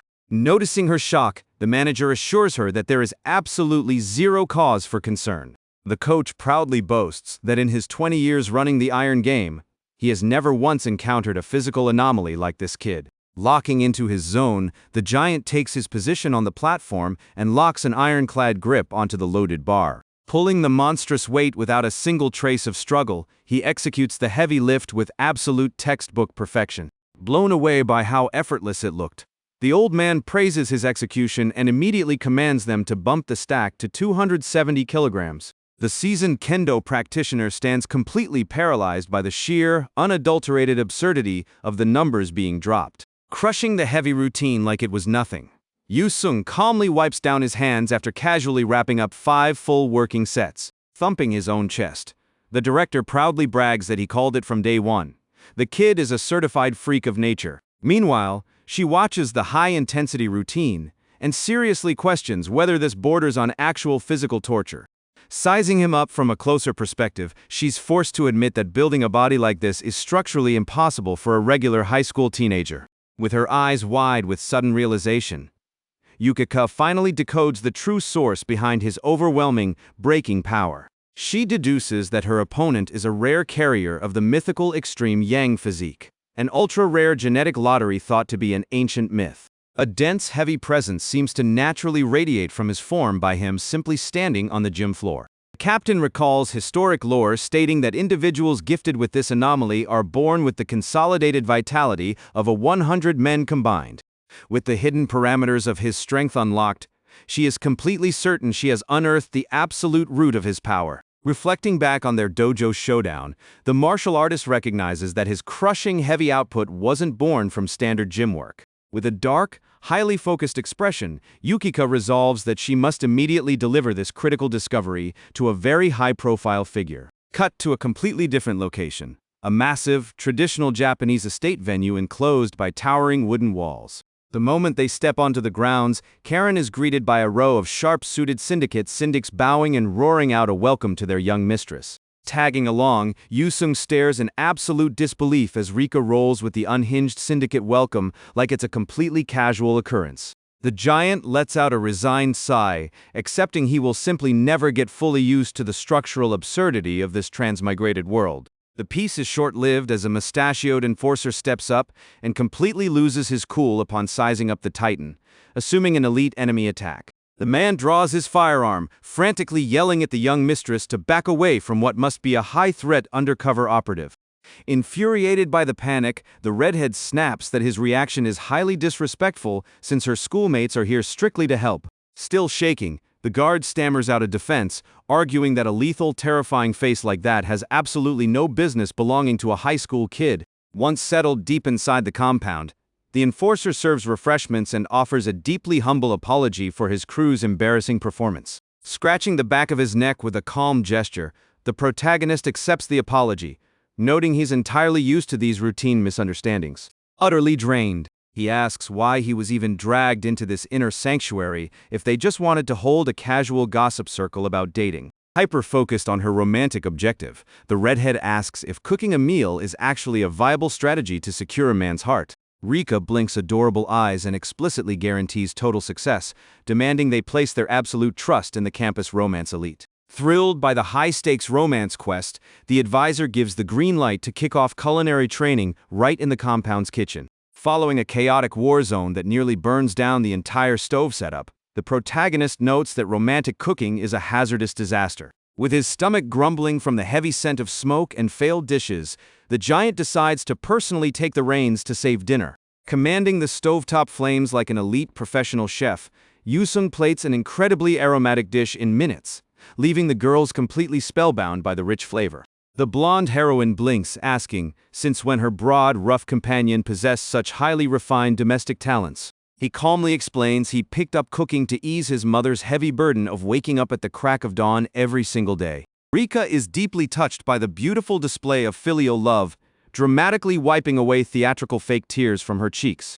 Without warning, the advisor fishes an elegant gift bag out of her purse to present a specialized asset to the redhead. The gift is a high-tier cosmetic line, complete with a step-by-step beauty routine mapped out for the upcoming major date. Phase 2 of the strategy involves an immediate wardrobe overhaul since the syndicate heir has a terrible habit of dressing like an old retired guy. The background character can only smirk at his friend's brutal honesty, quietly supporting their genuine, high-intensity effort to make the romance work. Ready to launch the makeup transformation, the blonde kicks the young man out of the room so he doesn't compromise the final visual reveal. Walking down the dark city streets at night, the protagonist notes with relief that the entire afternoon turned out to be remarkably fun. He genuinely roots for the redhead's success as he pulls over to hit a convenience store venue on his trek home. Clutching her weekly magazine pull, Rika flashes a bright smile, thinking back to her father's legendary motto that true manga enthusiasts are structurally incapable of being bad people. Securing her regular weekly haul,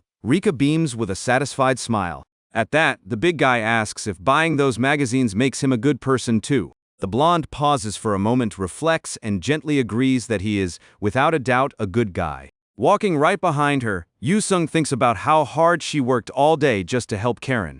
Observing her kind smile, he silently concludes that anyone who does that for others is a genuinely good-hearted person. Suddenly, she realizes how late it is and hurriedly says goodbye, rushing to pay for the groceries before she leaves. Left alone on the street, the extra watches his friend disappear and seriously wonders if she just suddenly needed to use the restroom. The next day, the morning hustle at school starts off on a hectic note. Down the halls, students begin whispering, completely caught off guard by an unexpected arrival. Ditching her usual male uniform, Karen shows up wearing a cute outfit, drawing praise and curious whispers from everyone around. The redhead walks with determination, while her classmates can hardly believe that this incredibly beautiful girl is actually her. Without losing her commanding aura, she slams a wax-sealed letter onto Ryuji's desk. Intimidating the poor blonde guy, the captain declares it a challenge and decrees that the two of them are going out this weekend. With her cheeks burning from all the attention, she breaks character and snaps, asking what he's staring at. Soon after, the scene shifts to the bustling streets of Shibuya. The love guru beams with excitement, praising the intensity of the school confession, prompting the redhead to thank her and ask to be called by her first name. Thrilled by the breakthrough, the blonde asks to be called by her first name too, enthusiastically pulling her new friend along. Stepping into the women's clothing section, the big guy swallows hard, feeling like he just set foot on an alien planet. Dragged along by the love guru, he questions why he's even there, but she assures him that he's already an essential part of the team. Stopping in front of an elegant display window, Rika spots an outfit and immediately points to it in delight. Wasting no time, she quickly grabs the redhead's hand and shoves her toward the fitting rooms to try it all on. Once inside the shop, the expert strikes like a hurricane, piling the captain's arms high with all sorts of clothing options. Shoving Karen straight into the changing room, she demands that her friend put the clothes on right away. From behind the curtain, the redhead complains that cute styles don't suit her, prompting the blonde to take matters into her own hands. Barging into the stall without a second thought, Rika tells her friend to hold still and let her handle it. From outside, Yusung hears shouts warning to watch out for sensitive areas, left wondering what kind of war zone is breaking out in there.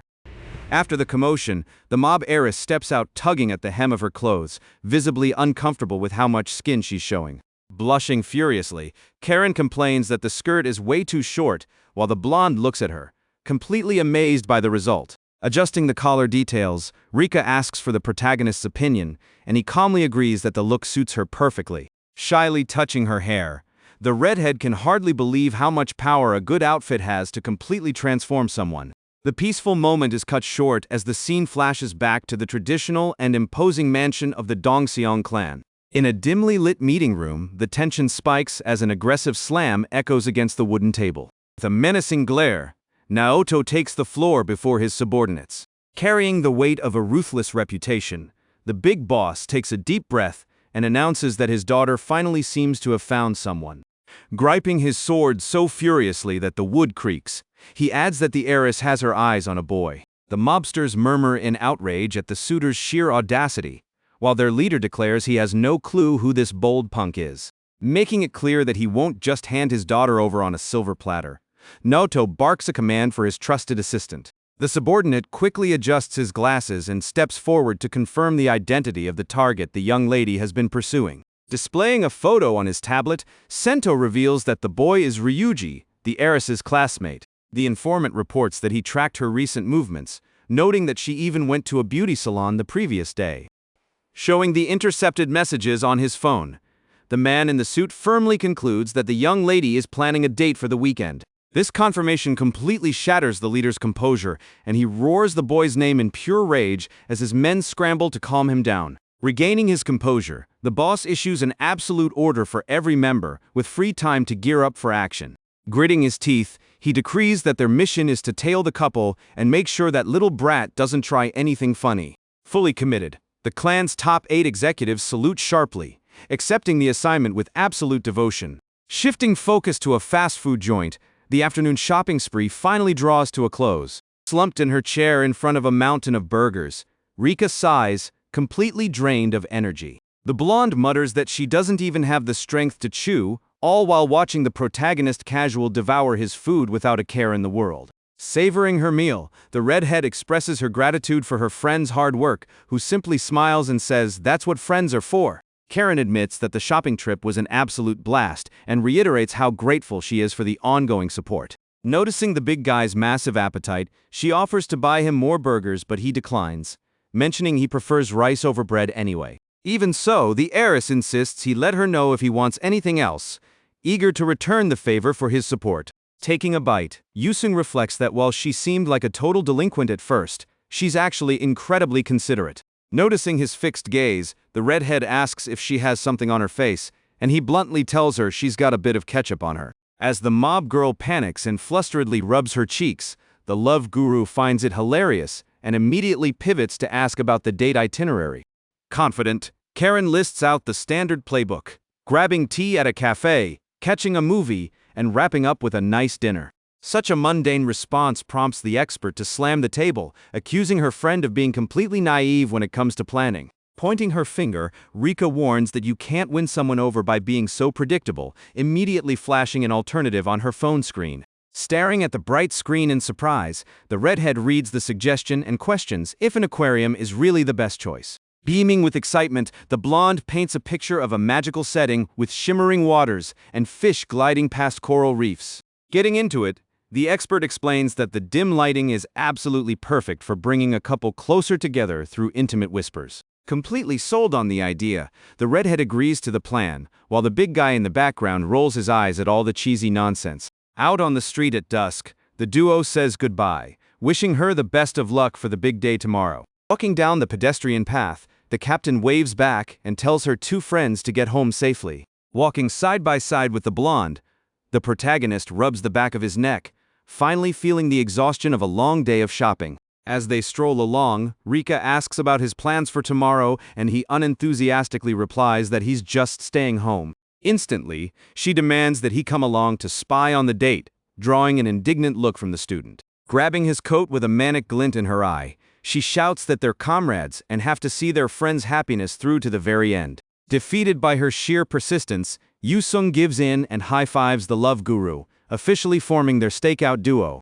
The next day at the aquarium entrance, a kid points curiously at a man sporting dark shades, a bizarre hairstyle, and a trench coat meant as a disguise. The overprotective father glares at the building's facade, dead set on keeping a strict eye on his heiress. Completely oblivious to the impending danger, the blonde hero rushes up and apologizes for being late, asking with a charming smile if she's been waiting long. Karen reassures him, claiming that she just arrived at the meeting spot herself. Stunned by how beautiful his companion looks, Ryuji blushes and offers a heartfelt compliment on how great the outfit looks on her.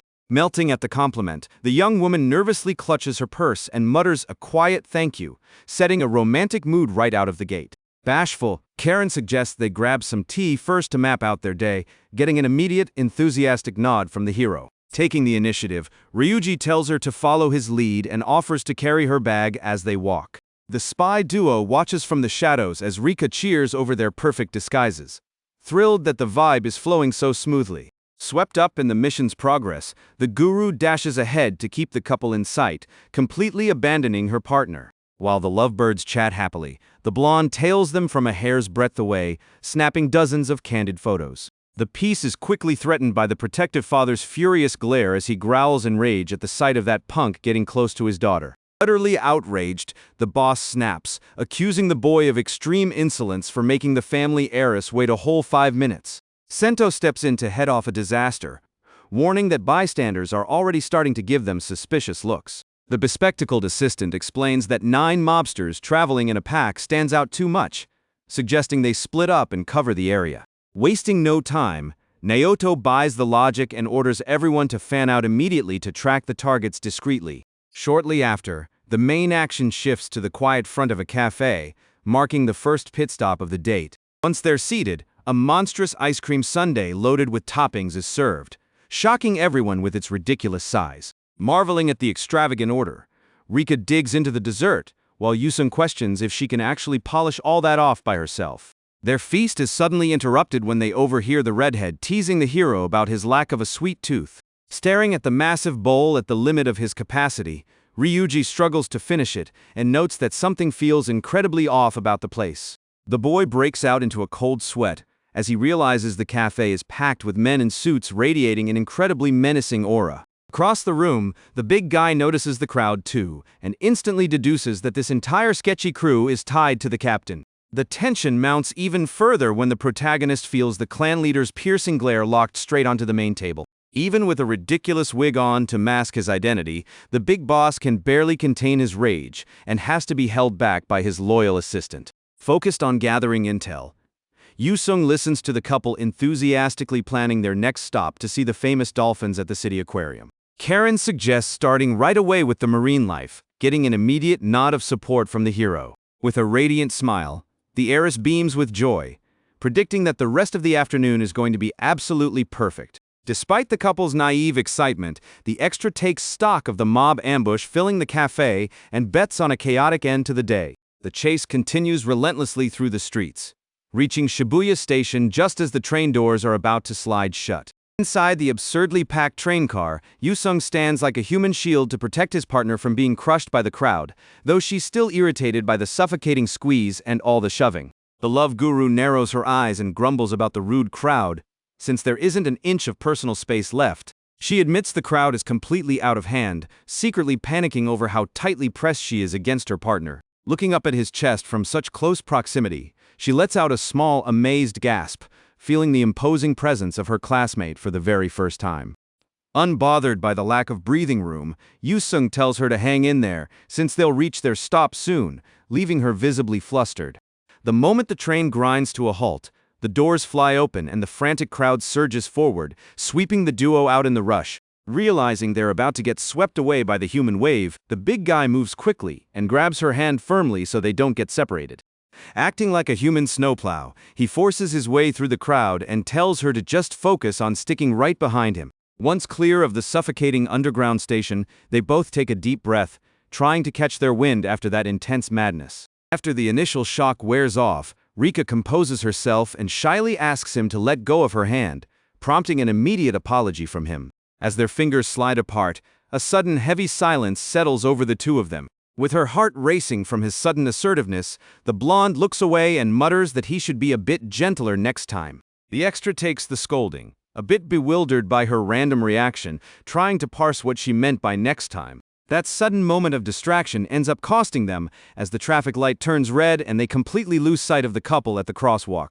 Knowing their ultimate destination from eavesdropping at the cafe, the strategist pulls up his collar and maps out the direct route to the aquarium's main building. A few paces behind them, the mob boss appears totally wiped out, fuming about the absurd influx of people.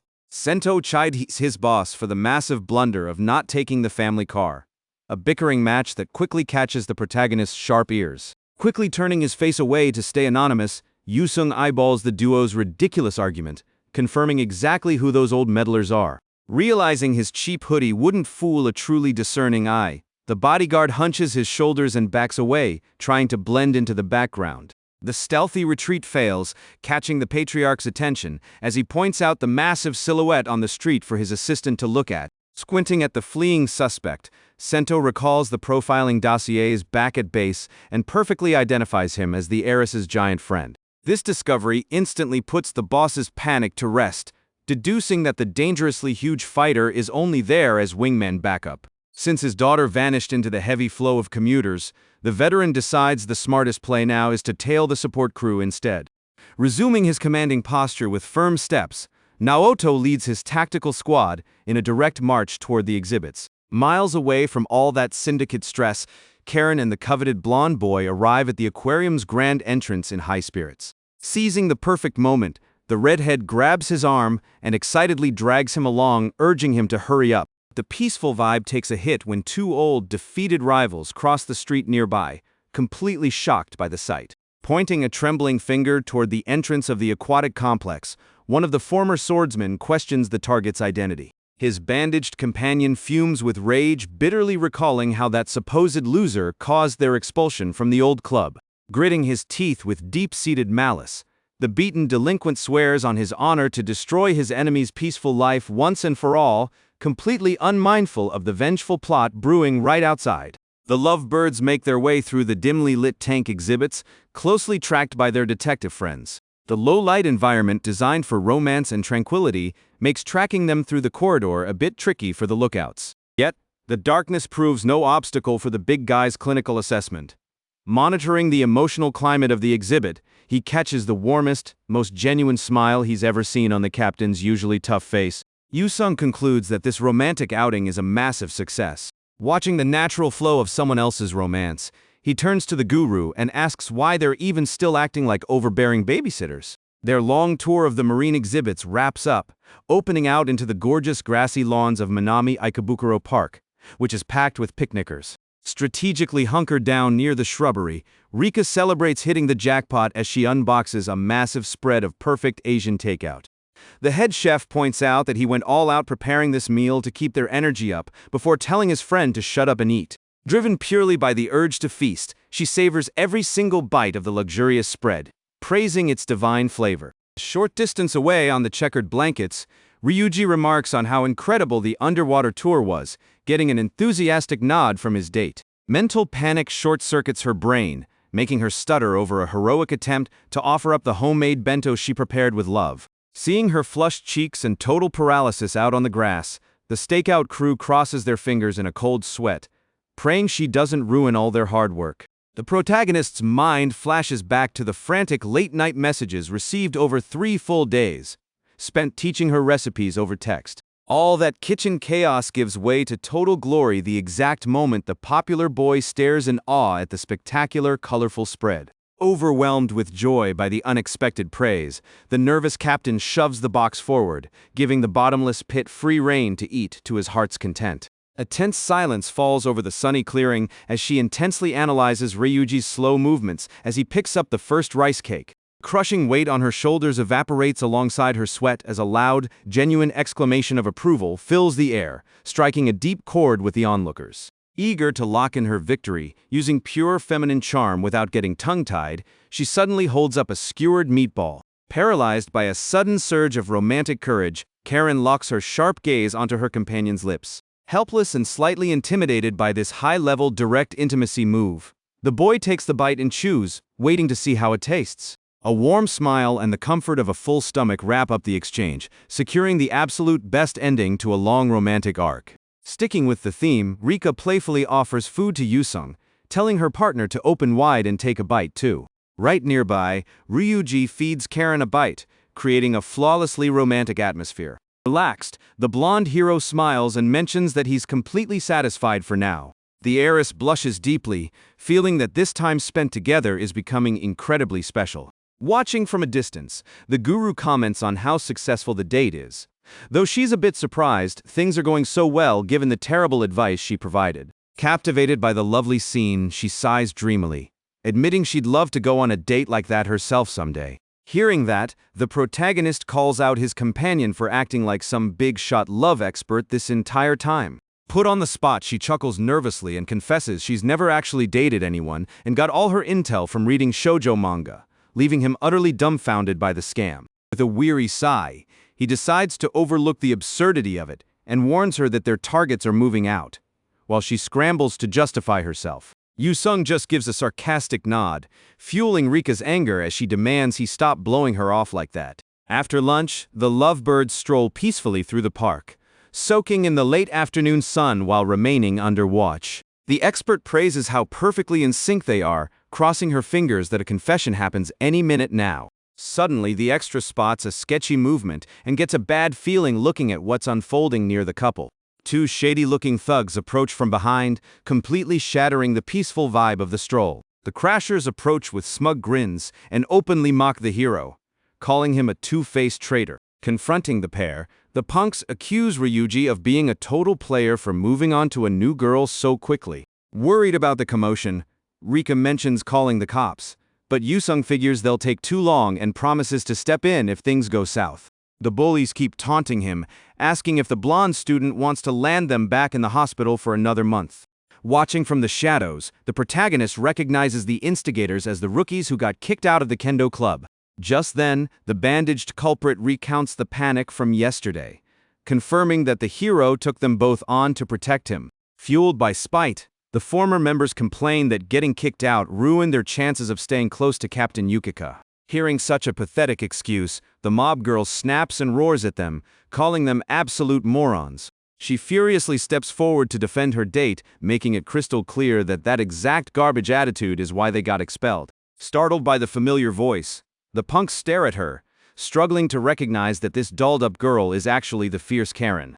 Mockingly, they laugh at her feminine look and ask if she's seriously on a date with a cheating loser. The antagonists double down on the insults, mocking the match and claiming a redhead like her belongs on a mat throwing people around instead. Refusing to take the insults, Karen barks at them to shut their mouths and stop talking about him like that. Amused by her defiance, the thug scoffs at the idea that the kendo duo would show up for revenge without backup. Immediately after, he raises a hand and calls out loudly for reinforcement, completely assured of his victory. A massive figure steps onto the scene with a menacing glare, locking his eyes onto Ryuji as the punk who messed with his boys. Beaming with pride, the rookies introduce the behemoth as the legendary Big Brother Ayashi, a notorious fighter from Kitayama. Realizing the genuine danger, the heiress tells Ryuji to run, but he flatly refuses to abandon her in a spot like this. Sick of the romantic drama, the veteran smirks maliciously and orders the two of them to cut the crap. With a sudden, violent movement, he snatches her wrist, clamping down with immense force. Capitalizing on the cheap advantage, his lackey suggests she ditch the loser and come have some real fun with them instead. Desperate to protect his date, the hero steps up, demanding the big guy get out of the way as he throws a direct punch. The punch lands squarely on the criminal's chest, packing all of the boys' resolve into one heavy impact. Seeing things spiral out of hand, the protagonist tells the love guru to stay put as he bolts toward the fray. The hero's punch doesn't even register on the villain, who keeps his grip on the mob girl with a smug, twisted grin. Ayashi scoffs at the pathetic attempt at defense, while his goons crack up over Ryuji's absolute failure. Taking full control, the brute grabs the student by his collar, promising to return the favor double-fold. At that exact second, Yusung creeps up right behind the thug, drawing his attention with an ominous whisper. Without giving him an inch to defend himself, the extra squeezes the attacker's hand, crushing it with a grip that forces a desperate scream of agony. Overpowered effortlessly, the legendary brawler is violently hurled backward, crashing onto the pavement to the utter shock of the rookies. Radiating a completely terrifying aura, Yusung warns that he doesn't like repeating himself, demanding they get their filthy hands off his friend as they panic over the sudden takedown. Former kendo punks wonder where this giant even came from, as Ayashi staggers back up, consumed with rage. Ayashi accuses the kid of a cheap shot from behind and openly challenges him to a fair fight. Staring silently at the loudmouthed villain, the protagonist internally notes just how fragile this random nobody actually is. Trying to salvage his bruised ego, the attacker claims he was only caught off guard by a surprise ambush from a big civilian who knows a bit of martial arts.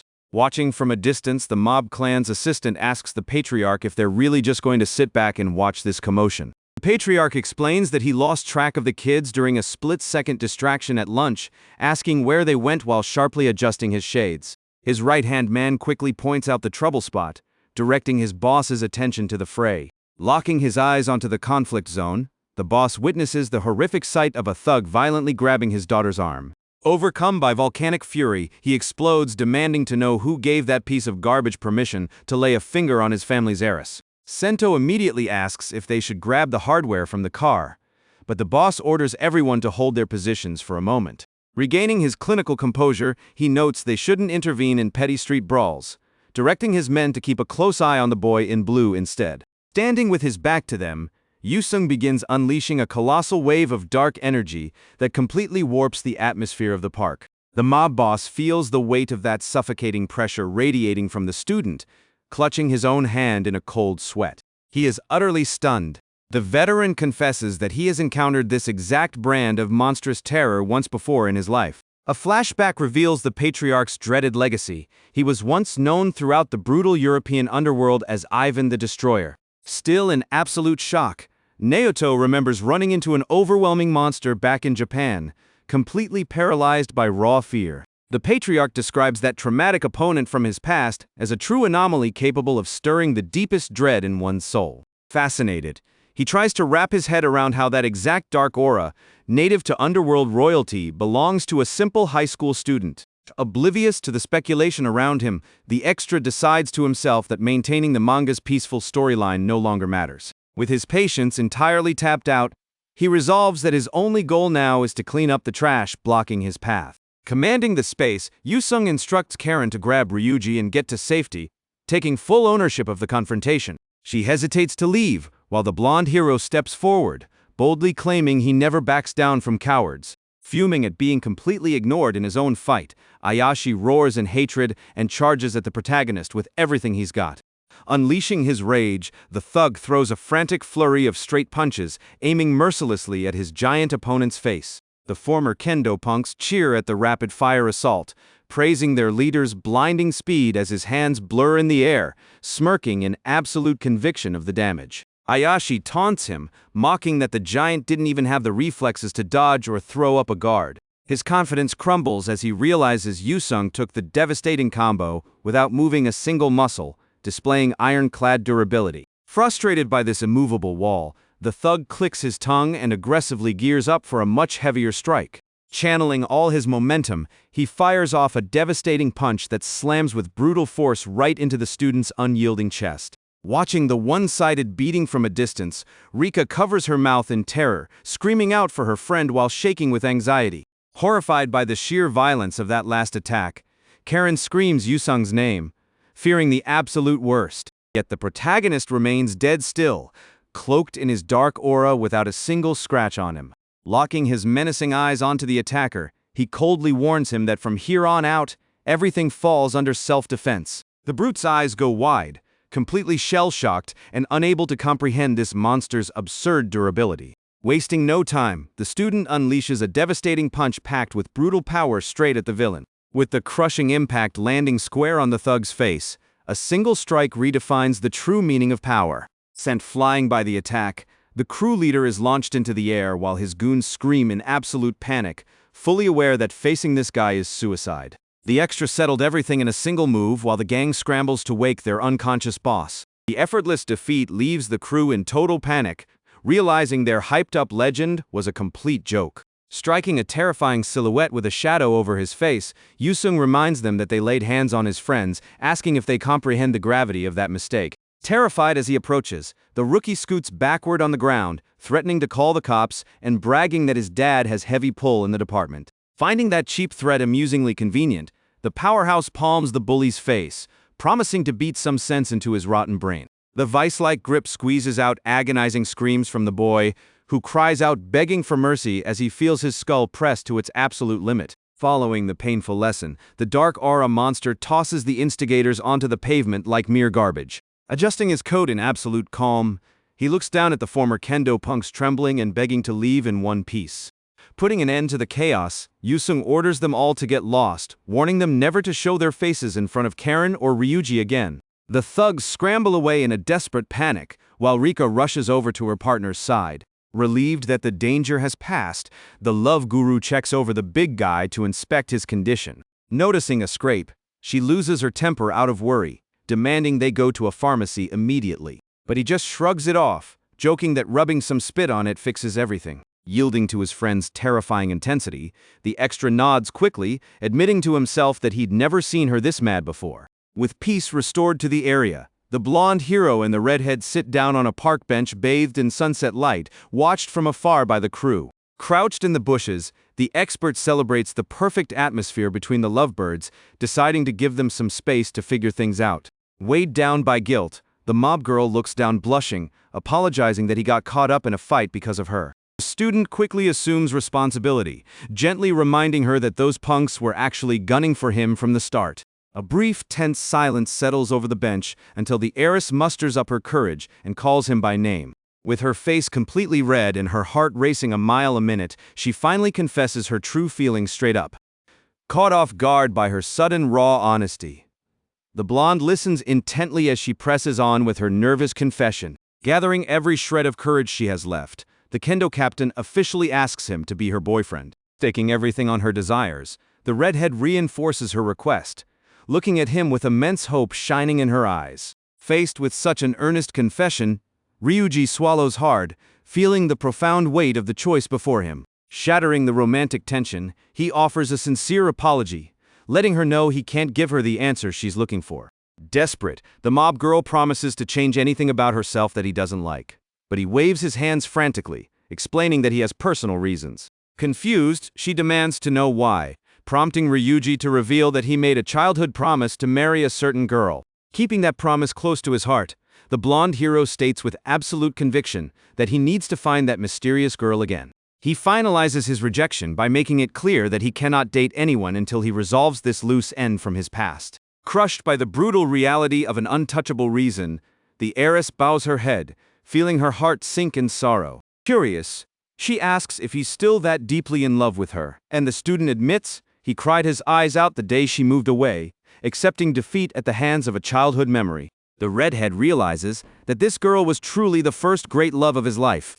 Choosing to preserve her dignity, Karen stands up abruptly, announcing she'll back off gracefully since his mind is made up. Masking her deep heartbreak behind a bright smile, she says goodbye, thanking him for a fun afternoon and promising to see him around school. Taking her casual farewell at face value, the original protagonist smiles back, looking forward to seeing her at school.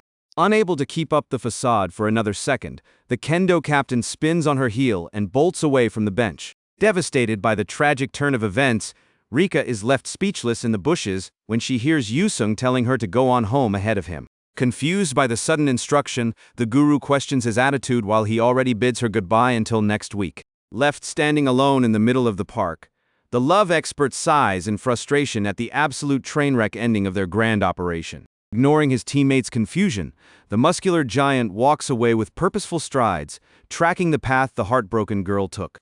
In a secluded corner of the park, the mafia heiress finally breaks down, letting tears of raw frustration stream uncontrollably down her face. Finding his classmate in such a vulnerable state, the extra gently approaches and asks if she's holding up all right. Startled by the familiar voice, the redhead looks up with tear-filled eyes, bearing all the agony packed into that rejection. Embarrassed to be caught crying, she rubs her eyes aggressively and snaps back honestly that obviously she's not okay. To preserve her dignity, Yusung drops his own jacket over her head, telling her to take a deep breath and just calm down. Flustered at showing vulnerability for the first time, Karen tries to compose herself while he reassures her that it's fine to lean on friends. The word echoes deep in her mind, letting the concept of having a genuine friend by her side sink in during such a dark hour. Changing the subject with a calmer tone, she reveals she knew they were spying on her the entire time, catching the big guy completely off guard. Panicking over their blown cover, he deflects by blaming standard rom-com manga tropes where stakeout crews always get caught red-handed. Understanding the intent, she notes she knows her coaches were just anxious to see how all her hard training would pan out. As her melancholy returns, she apologizes for the failure, admitting she genuinely thought she could win Ryuji over if she changed who she was. Tormented by the rejection, the captain deeply regrets realizing that there was never a single vacancy for her in his heart. Clutching at her chest tightly, she weeps, confessing that the heartbreak is so agonizing it leaves her feeling completely helpless. The extra listens to her bitter outpouring in silence, as she admits she's never experienced this level of sheer agony in her entire life. Forcing a painful smile through her tears, the heiress opens up her heart completely, confessing that she truly, deeply loved that blonde boy. Struck by the profound depth of her emotions, Yusung reflects on how he used to dismiss her as just another background character. Remembering Rika's radiant presence, the big guy realizes he's been keeping everyone in this world at a very calculated emotional distance. Lost in thought, he admits he erected an emotional barrier simply because he assumed no one around him was actually a real person. But witnessing Karen's raw, agonizing heartbreak firsthand, the protagonist questions how he can possibly call someone fictional when their suffering is this real. Shattering his own rule of strict detachment, the student stands up resolutely and commands his friend to get up off the ground right now. Pointing at the weeping girl, he manufactures a cheap excuse that someone's going to call the cops on them for disturbing the peace. The sheer absurdity of the excuse completely breaks the tragic atmosphere, forcing a genuine, unexpected laugh out of the mob girl. Glad to see her mood lift, the boy notes that laughing is a much better fit for the captain's fierce personality anyway. Taking charge of the situation, the powerhouse unceremoniously rolls up his sleeves and announces that the two of them are moving out right now. Still bewildered by his sudden shift in attitude, the redhead asks where they're heading as he hands her his massive hoodie, telling her to slide it on. Taking no for an answer, he decides they're going to scream their lungs out at a karaoke lounge to blast away all the stress of this train wreck of a day. Gently pulling the hood over her head, he assures her she's going to shout until every single bit of bad luck is completely purged from her aching heart. Ignoring her half-hearted protests, the giant turns around in his dirtied shirt and starts walking away as she shouts after him. Wrapped in her classmate's warm jacket, the heiress sighs, resigned to the unpredictable attitude of the best friend she could have ever asked for. Standing beside the hooded girl, the extra reflects that these people are exactly like him. He realizes that the characters in this fictional world also have real feelings and genuine emotions. In the distance, the mob boss tells his subordinates that the student is a very good kid and feels relieved. The patriarch notes that in a cruel and violent world like this, young people with such a noble attitude are very rare to find. The assistant agrees with a smile on his face, imagining that maybe the big guy really is someone special. Admiring the boy's attitude, the underworld veteran secretly crosses his fingers that their paths will cross again. Once at the karaoke bar, the redhead blasts her voice into the microphone and orders her companion to sing louder and with more energy, leaving him completely exhausted by the absurd volume. He just listens as his friend excitedly announces that the next song is his turn. Another day, Rika visits Yusung's house, walking in enthusiastically and commenting that she is finally seeing a boys' room. The blonde comes across a space packed with heavy workout equipment and asks in surprise if all teenage boys have that in their rooms. As she looks around the place, the love counselor spots the dumbbells on the floor and decides to try lifting one of them. Frustrated after straining hard with no success, she indignantly asks if it was actually made for a human being. The host sighs, warning her that she won't be able to budge the weight since the equipment is half her body mass. The protagonist recalls that it all started in the most normal way possible, with the two of them heading to the subway after school. But the peaceful atmosphere was cut short when the girl's stomach growled loudly right in the middle of the street, making her hunger obvious. At the embarrassing noise, the boy turns around and asks her directly if she wants to go grab a bite to eat. At first she flinches, but he immediately offers to stop by his family's restaurant for a proper meal. The blonde remembers his family business, and the big guy nods, thinking that treating her to a meal wouldn't be an issue at all. Shortly after, The duo arrives at the modest barbecue restaurant run by the student's parents. Sitting at the table, the former model devours the food at a terrifying speed while the boy watches the plates clear out. Completely satisfied after eating an insane amount, she breathes a sigh of relief while holding her soda. Rika praises the seasoning, and the protagonist's mother beams with joy, saying it is an absolute pleasure to see someone enjoy their food so much. The woman tells the young woman to eat as much as she wants, promising to whip up even more dishes if she is still a bit hungry. Watching silently from a corner, Yusung realizes that his mother genuinely took a liking to the girl because of how much she enjoyed the food. With her energy fully recharged, the blonde gives her companion a lively slap on the back and announces that it's time to head out. A sudden blow causes the host to choke on his water, asking in a panic where she wants to go all of a sudden. Winking confidently, his classmate replies that their next destination is obviously to go check out his room. Back in the present, the host prepares some tea with a sigh, thinking it was foolish to expect a normal day. He serves the drink, suggesting they chat over it, but realizes his guest's attention has already drifted elsewhere. The blonde quickly spots a stack of romance manga and teases her friend, asking if he is into that kind of reading. She comments on how surprising this side of him is, while the boy nervously handles it, explaining he only bought those volumes for reference. Amused by her classmate's reaction, the girl chuckles that she's just teasing and figures his true favorite genre is action. She pulls a Golden Samurai volume from the shelf and asks with sparkling eyes if he likes the series. The extra's attitude flips instantly as he excitedly claims that it is hands down his favorite series of all time. Flipping through the book, the counselor mentions she always rereads the story and looks impressed by her friend's rare edition. He declares the series an absolute masterpiece, highly praising the flawless artwork and that unforgettable ending. Hearing the heartfelt praise, the former model nods, closing her eyes with a massive, beaming smile. The muscular guy keeps gushing about the plot, thrilled to finally find someone who shares his massive passion for it. Excited by his response, Rika comments that her father will be over the moon to hear that, leaving the host totally baffled. She realizes she never brought it up before, and casually drops that her father is actually the creator of the Golden Samurai series. The shock hits the student like a truck as he panics upon discovering his friend is the daughter of a manga legend. At that exact moment, he remembers that the author's wife was British, which finally explains the girl's Western features. Frustrated by his own density, he scolds himself for not noticing one of the biggest cliches in romance stories sooner. The weight of reality crashes down even harder when he remembers that he even visited her house last holiday and remained completely oblivious. Overwhelmed with excitement, he grabs the girl's hands, begging her for an autograph from the author, which she promises without hesitation. The blonde promises to introduce her classmate to her dad, causing the big guy to shed tears of pure joy over his stroke of luck. Having regained his composure, the host changes the subject, saying he has a quick question for the heiress.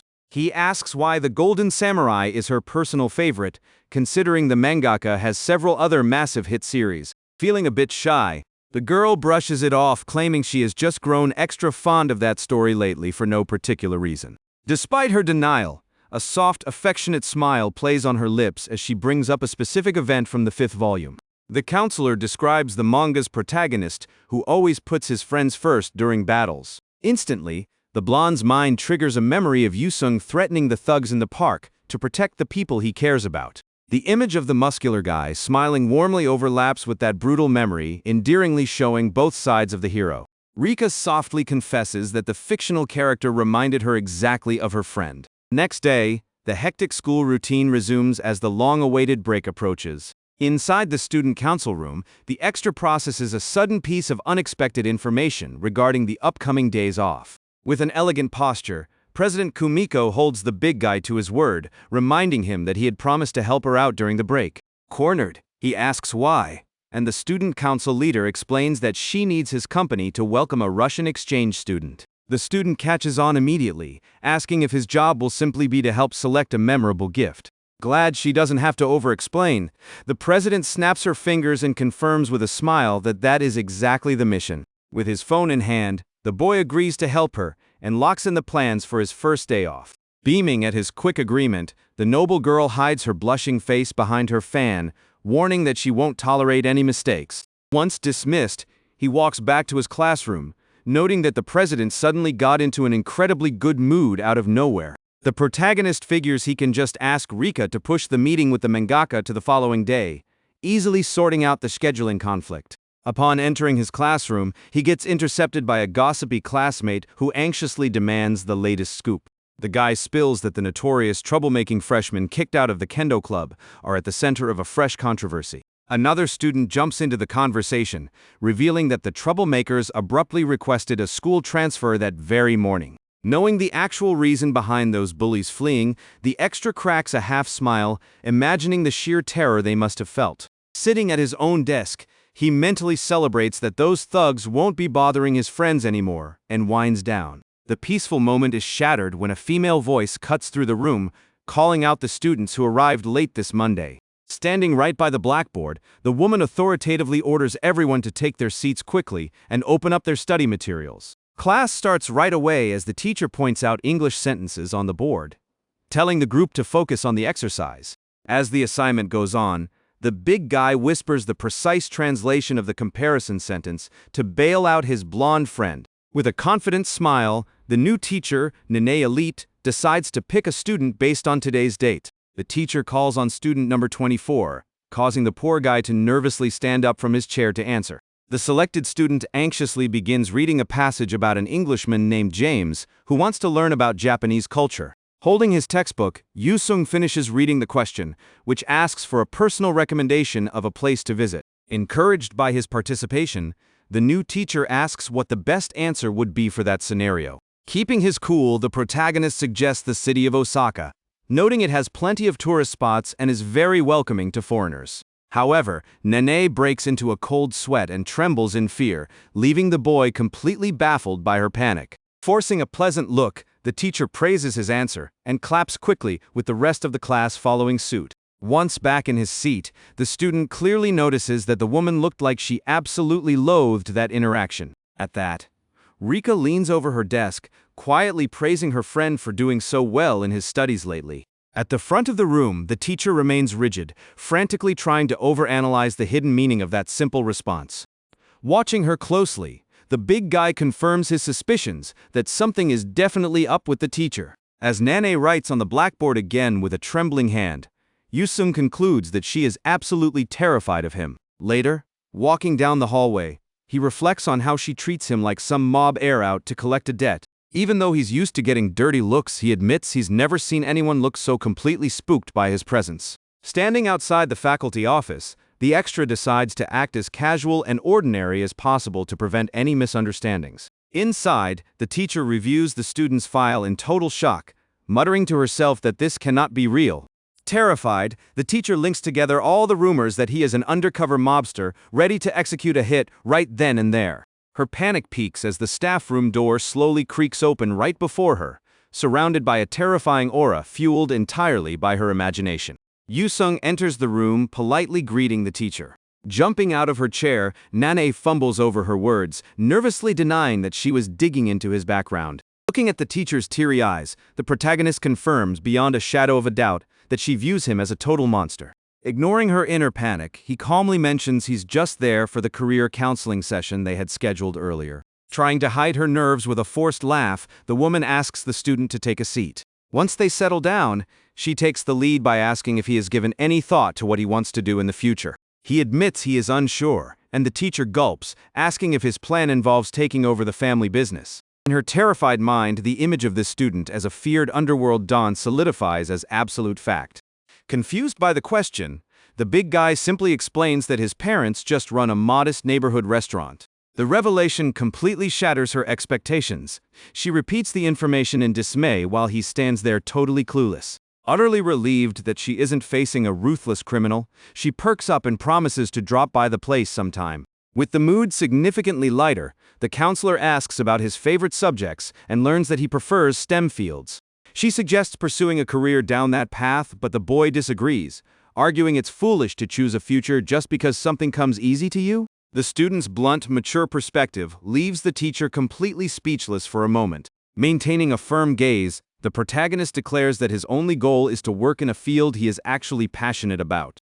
The teacher agrees with his logic, while Yusung internally recalls the absolute trauma of majoring in engineering during his past life. Curious, Nene asks what his original dream was, confessing that she never planned on becoming a teacher either. A bit embarrassed, the woman asks him to promise not to laugh at her secret, and the boy gives his word. Overcome by heavy nostalgia, the counselor reveals that her ultimate dream was always to become a voice actress. She explains that it all started in high school when she fell head over heels for a character from a mecha anime. Fueled by that passion, a young Nene shared her aspiration with her own school guidance counselor back then. However, the counselor totally crushed her enthusiasm, advising her to secure a stable job first and put voice acting aside. At the time, following that advice felt like the sensible path, but deep regret set in shortly after. Staring at event posters in her college hallways, the young woman realized she had thrown in the towel way too soon. Saddened by her own choices, the woman reflects on how she handed the keys to her destiny over to someone else's opinion. Bringing herself back to the present, she advises the big guy to weigh things very carefully before making a final call. Moved by her sincerity, the student respects that these words come from an elder sharing genuine life lessons. Wrapping up her venting session with a kind smile, the teacher hopes her advice helps the boy out in some way. Grateful for the heartfelt conversation, Yusung stands up and politely thanks her for the valuable guidance. Right as the boy exits, another teacher walks up, curiously asking if that was the notorious mob heir everyone talks about. Her colleague chuckles over the absurd rumors claiming the kid single-handedly wiped out an entire biker gang. Calmly, Nene shuts down the gossip, assuring him that it's all just a massive misunderstanding surrounding the student. Watching the big guy walk down the hall, the teacher quietly concludes that he is actually a very considerate boy. Embarrassed for spreading gossip, the other educator agrees that students should never be judged solely by appearances. Time flies, and the highly anticipated Golden Week holiday finally hits the bustling Asakusa Temple in Tokyo. Arriving at the rendezvous spot in casual clothes, the protagonist checks his phone, figuring he showed up way too early. Suddenly, the irritated voice of the student council president rings out, snapping the distracted boy out of his thoughts as she points a finger directly in his face. Kumiko scolds him, demanding to know if he has any concept of time. Refusing to take the unfair lecture, the big guy points right back, noting that there are still 10 minutes left until their scheduled time, making her shake with rage at his response. The noble girl delivers a lecture on how a proper gentleman should always arrive 30 minutes early when meeting a lady. Sardonically, the boy apologizes and suggests that next time she should just schedule their meeting for 10 o'clock sharp. Ignoring his logic, the dark-haired girl points over to a stall, demanding a matcha ice cream as an apology for his tardiness. Completely dumbfounded by her audacity, the extra asks why on earth he has to foot the bill for the president's sudden whim. Lacking the patience to argue out in public, the muscular guy ends up giving in to the spoiled girl's cheap emotional blackmail. He pays the ice cream vendor with a weary look, while his companion is already digging into her dessert, celebrating her victory. As they stroll down the shopping streets, the noble girl praises the flavor of the treat, and her companion mutters that he's glad she likes it. Annoyed by their aimless wandering, the boy asks where exactly they are supposed to buy this exchange student's gift, masking her panic with a forced laugh.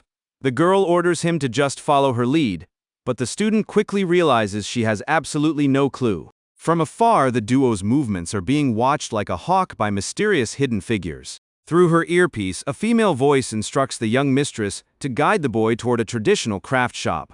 The sunglasses-wearing informant urges the girl to act natural and try relying a bit more on her feminine charms. The entire operation is being directed from inside a luxury car, masterminded by the loyal servants of the Saionji family. Following the radio directions, the president steps into a high-end shop and stops dead in front of a golden Buddha statue.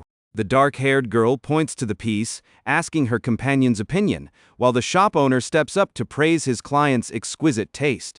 Proud of her refined instincts, she acts smug until the big guy spots the astronomical price tag on the piece. Outside, the glasses-wearing aide celebrates his boss's impeccable choice. However, the ninja agent snaps back that she hasn't actually accomplished anything yet. Freaked out by the absurd price tag, Yusung quickly grabs his friend by the arm and warns her that this place is way out of their league. Noticing the couple's hasty exit, the aide tweaks the spy's ear, telling her to pipe down so they don't blow their cover. Over the comms, the spy gets her boss's attention, reminding her that she is on a date, and tells her to look behind her. Right behind her, the protagonist is completely checked out, staring at his phone with a face of sheer boredom. The handler lectures her, warning that the #1 rule of a date is to never let your partner get bored. In a total panic, the student council president realizes her blunder, internally admitting she completely overlooked that detail. Desperate, Kumiko snatches the boy by the arm and bolts, claiming she just remembered something urgent. The two come to a sudden halt, with the student asking her if she's all right. Holding her by the arm, Yusung tries to assess the situation, wanting to make sure nothing is seriously wrong. Hiding her nerves behind her fan, she quickly assures him that it was just a brief spell of dizziness. Over the radio, her subordinate guides the boss to steer toward a traditional clothing boutique to browse kimonos. Arriving at the front of the suggested shop, Kumiko asks the big guy for his thoughts on the place. Once inside, the boy holds up a folded outfit, figuring the exchange student would really appreciate it. Curious, he turns to his companion, asking what she thinks of the choice. Unimpressed, the spoiled girl scoffs if that's the best they have and demands the clerk bring out the finest garment in the shop. The bold request sparks a wave of excitement in the shop owner, who gladly accepts the challenge right away. The woman showcases an incredibly luxurious kimono, revealing a jaw-dropping price tag of 500,000 yen, leaving the duo completely stunned. Trying to keep her cool, the noble girl praises the expensive piece but asks to see a few other options, while her classmate thinks the whole thing is pure madness. The shopping drags on as the student turns down several different garments brought out by the clerk. Time ticks away slowly on the shop clock until the situation reaches a complete standstill. Holding two gorgeous options, the girl admits she is completely torn, leaving the boy totally drained. Noticing her indecision, the shop owner suggests the young lady try them on herself, even if it is meant as a gift. The president turns to Yusung, asking if he agrees that seeing how the outfit fits would make the choice easier. The big guy nods, and the clerk guides her client over to the fitting rooms. Once out of the boy's sight, the shop assistant suddenly peels off her own face, revealing it was a hyper-realistic mask. The ruse falls away, revealing the clerk to be Minami, another operative for the Saionji family. Surprised, the noble girl questions why the former Yakuza member is here, to which she responds she is on site to back up her young mistress. The subordinate strikes a dramatic pose, claiming to be the family's shadow ninja, while her boss silently notes she still has a lot of practicing to do. Kumiko quickly catches on that the suggestion to try on the clothes was a calculated setup to flaunt her own charms. Wasting no time, the agent shoves her boss into the changing stall, promising to make her look drop-dead gorgeous while ignoring her flustered protests. From inside, the president calls out that she's not ready to show herself yet, leaving him with nothing to do out there. The protagonist plops down on a stool and fires up a mobile game to kill time while waiting. With a soft rustle of fabric, the girl finally steps out of the fitting room. Looking up from his screen, the student is instantly spellbound by the sight. Dressed in a stunning, beautifully patterned dark kimono, the president asks shyly how she looks. The boy stands frozen in silence for a few seconds, completely captivated by his classmate's beauty. Snapping back to reality, he finally speaks up, breaking the comfortable silence that had settled between them. Bluntly and sincerely, the protagonist praises her, stating she looks absolutely dazzling, which catches Kumiko completely off guard. With a warm expression, he doubles down on the compliment, adding that the outfit suits her perfectly. To cover up her intense embarrassment, the noble girl lets out her signature haughty laugh, boasting about her natural sense of style. Giddy from her success, she mentions she is going to try on the other option too, and asks the boy to wait just a little longer. The fitting room door swiftly clicks shut right after. Safe from her classmate's gaze, the girl buries her completely flushed face in her hands, desperately trying to contain her racing heart. Utterly panicked by her own fluttering emotions, she curls inward, completely at a loss for how to handle this. Later, as they walk down the avenue, the president's striking beauty turns the heads of every single passerby. The duo walks side by side as the big guy lets out an uncomfortable sigh from drawing so much unwanted attention. The protagonist notices how much his companion stands out in the crowd, realizing they have finally arrived at the iconic Nakano Broadway shopping district. With the gift secured, the boy suggests they grab some lunch, but his companion requests they do a bit more window shopping. The sudden shutter sound of a camera catches the big guy's attention, and he urges her to quicken her pace to avoid any hassle. Suspicious, he glances back, trying to pinpoint where that camera flash came from. The student relaxes upon seeing just a regular couple snapping a selfie, completely missing the tailing henchman ducking right behind them. The president agrees to move along, and the two walk away under the watchful gaze of their shadow team. The student council vice president and his partner breathe a massive sigh of relief after nearly blowing their cover during the tailing operation. Adjusting his sunglasses, the loyal assistant, Shinjiro, defends himself, arguing he needed the perfect snapshots for the lady's official archive. The female agent warns him that he needs to keep a tighter lid on his blatant grudge against the protagonist whenever the young lady is around. A short distance away, the chime of a bell announces the arrival of customers at a traditional ramen shop. Excitedly, the boy introduces the humble spot, claiming it's his absolute favorite place to eat. He tells his friend to take her time looking over the menu while he ducks into the restroom real quick. Back out on the street, the vice president's stomach growls violently, catching him completely off guard. Seeing her partner doubling over in agony, the female operative frantically asks what is wrong with him. Breaking into a cold sweat, the tracking agent groans that the temple ice cream did not sit well with him, earning a sharp scolding from his partner for overindulging.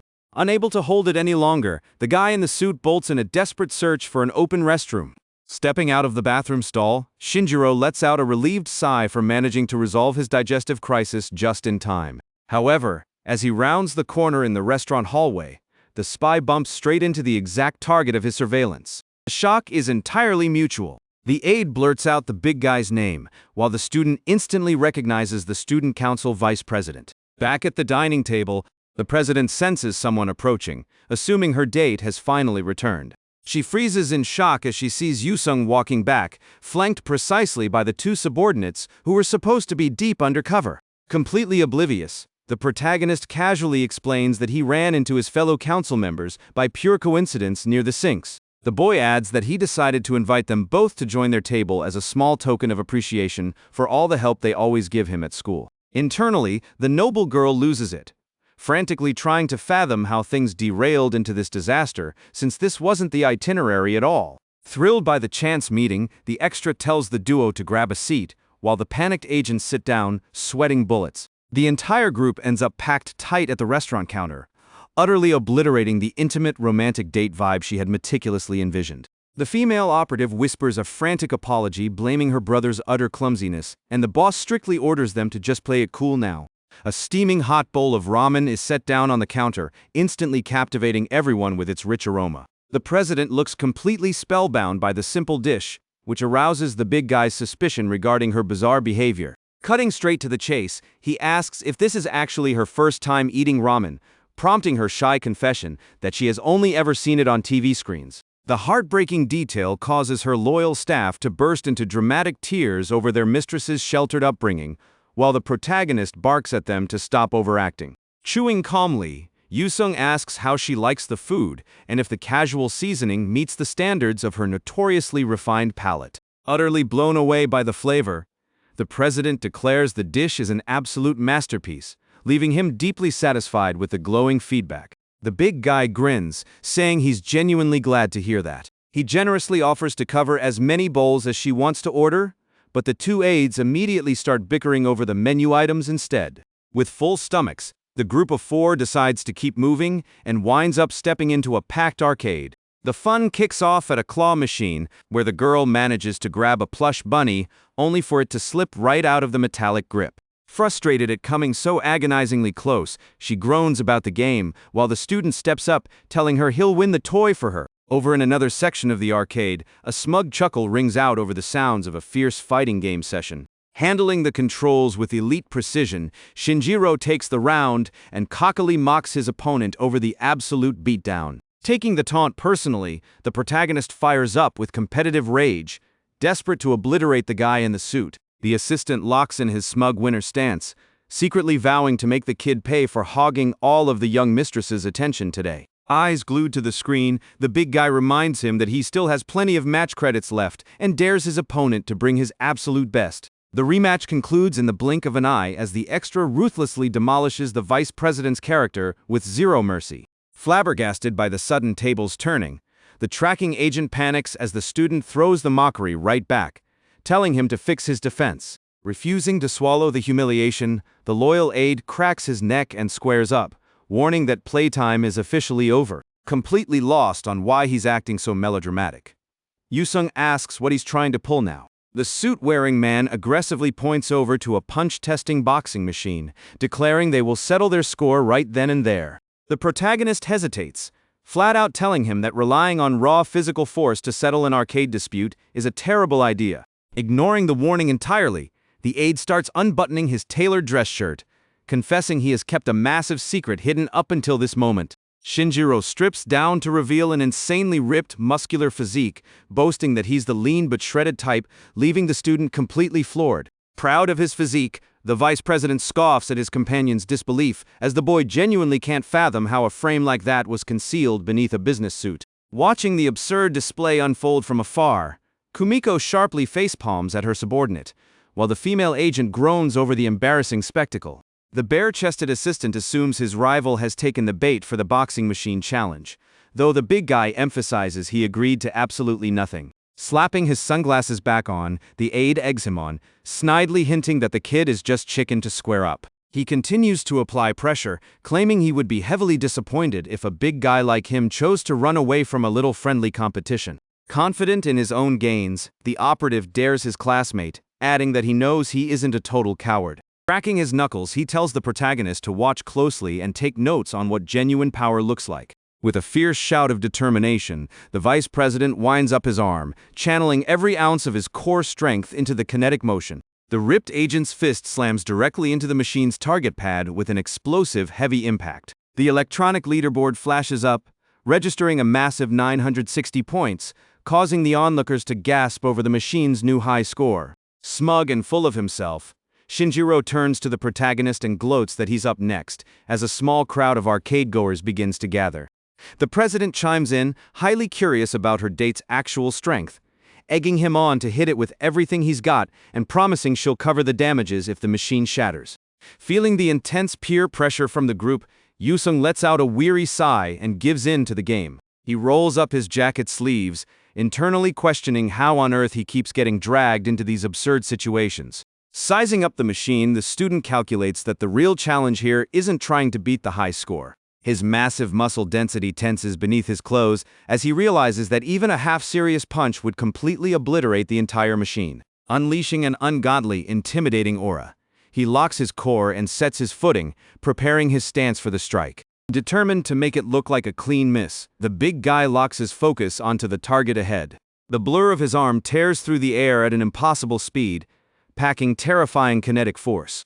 The punch connects with the machine's frame, sending a violent shockwave ripping across the entire arcade floor. Witnessing the shockwave firsthand, the shredded assistant drops his jaw, entering a state of absolute existential shock at the sheer destructive potential. Minami panics, frantically pointing out that the boy completely whiffed the target pad and caved in the solid iron support pillar of the machine. The electronic display glitches out wildly before flashing a flat, digital 0, cementing his total failure on the scorecard. Annoyed by the outcome, the noble girl berates him for his abysmal aim, while her date scratches his head and quickly plays dumb with an apology. Internally, the extra lets out a massive sigh of relief for successfully masking his monstrous strength by scoring a perfect 0. Feigning complete ignorance, Yusung turns around, acting like he has absolutely no clue what just happened. Just a few seconds later, the completely warped punch pad of the boxing machine snaps clean off and crashes to the floor with a heavy thud.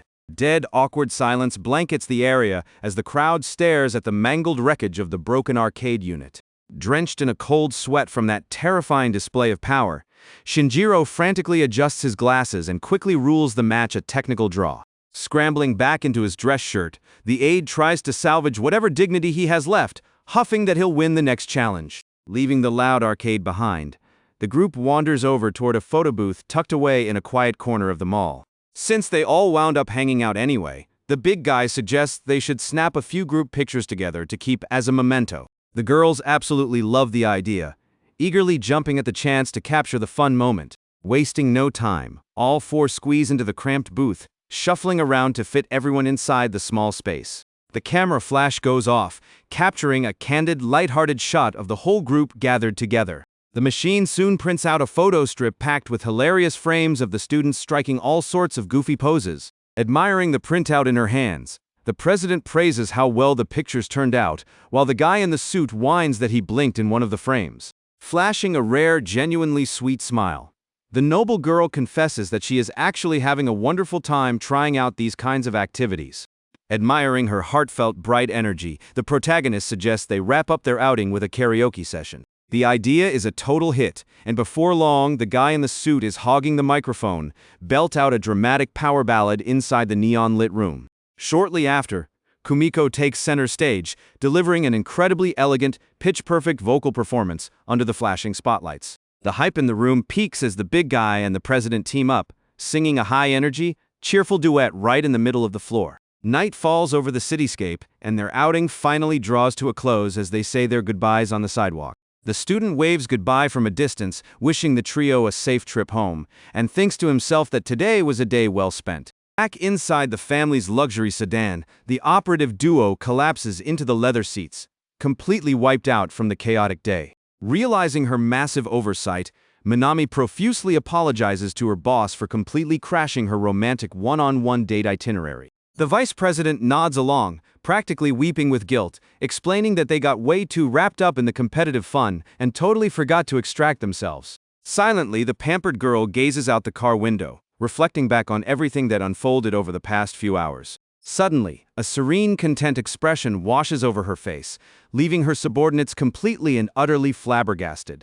She breaks the tension, assuring him that everything is fine and that the fun exceeded all her expectations. Memories of their stroll flood the girl's mind, bringing back the unprecedented feeling of eating sweets on the street with someone special. Kumiko also recalls the casual moments chatting and laughing without a care in the world at the clothing store, while tightly holding the photo booth pictures. The president confesses that these ordinary experiences have made her immensely happy. She is overcome with emotion as she recalls that years have passed since she last enjoyed a day off with her faithful childhood friends. With a light heart and grateful for everything, the boss affectionately thanks her underlings for never abandoning her side.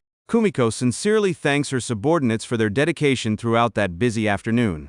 The president confesses that this day will be a precious memory for her, leaving the spies quite moved by their boss's words. Through tears, the duo vows to serve her for life as they awkwardly try to embrace the spoiled girl. Having composed herself, the noblewoman warns them that this won't be their last chance, asking for their help to make the next date an absolute success. With the subordinates celebrating excitedly, the family's luxury SUV drives off into the night toward the main mansion. The next day, a man works in deep concentration, drawing on the pen display at his desk. Rika bursts through the office door, calling out to her father with immense enthusiasm and shattering the silence of the room. She steps into the room to make sure he hasn't forgotten that her friend is visiting today, while he keeps his eyes fixed on his meticulous work. Her father assures her that he is also very much looking forward to the meeting at their house. Spinning his chair around with a friendly smile, the artist comments that he will finally get to meet the famous Yusung his daughter talks about so much. On the second day of the break, the big guy fulfills his promise and visits his friend's house, where he is greeted by the smiling host. Standing before the girl's father, the protagonist becomes visibly tense and breaks into a cold sweat from the natural pressure of the moment. The student bows in deep respect, stating that it is a great honor to meet Musashi. Inside, the extra tries to control his extreme nervousness at being face-to-face with such an iconic figure in pop culture. To a boy who spent his whole life reading comics, Rika's father isn't just a talented artist, he is Musashi, the legendary god of manga. Breaking the tense atmosphere, the host invites the boy inside and warns him that his wife went completely overboard with the preparations upon hearing about the visit. Rika's mother, who is practically an older clone of her daughter, warmly welcomes him and urges him to eat before everything gets cold. The big guy is genuinely blown away by the massive, incredibly lavish feast spread across the family's dining table. Sitting down next to the hosts, the student politely expresses his gratitude for the abundant and beautifully prepared meal. As they eat, the artist casually mentions that his daughter hasn't stopped talking about him lately, putting the boy on the spot.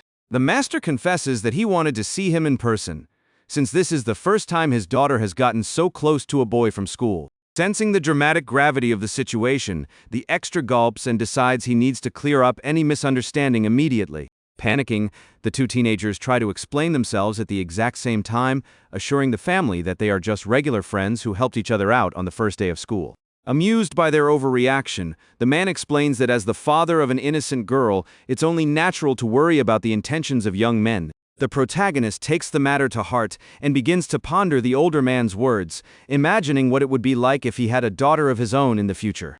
Thinking of a girl as adorable and radiant as Rika, he quickly concludes that he too would view any boy who approached her as a dangerous wolf. The blonde student flushes slightly at the unexpected comparison and ends up looking away from the table. Noticing her sudden shift in attitude, the big guy stares at his friend's blushing face in utter silence. Caught red-handed by the girl, the boy looks away to hide his distraction, all under the watchful and highly amused gaze of her father. The student complains again about her father's insinuations, crossing her arms, while Yusung tries to calm his companion's flustered spirits. Observing the youngster's light-hearted interaction, the mother remarks wistfully on how much her daughter has grown over the past few years. The manga creator softly agrees with his wife, confessing that deep down he always thought she would stay his little girl forever. Memories of the distant past flood the man's mind, vividly recalling when Rika was still tiny, running around the house clutching a stuffed rabbit. In those days of pure innocence, the sweet little girl used to hug him tightly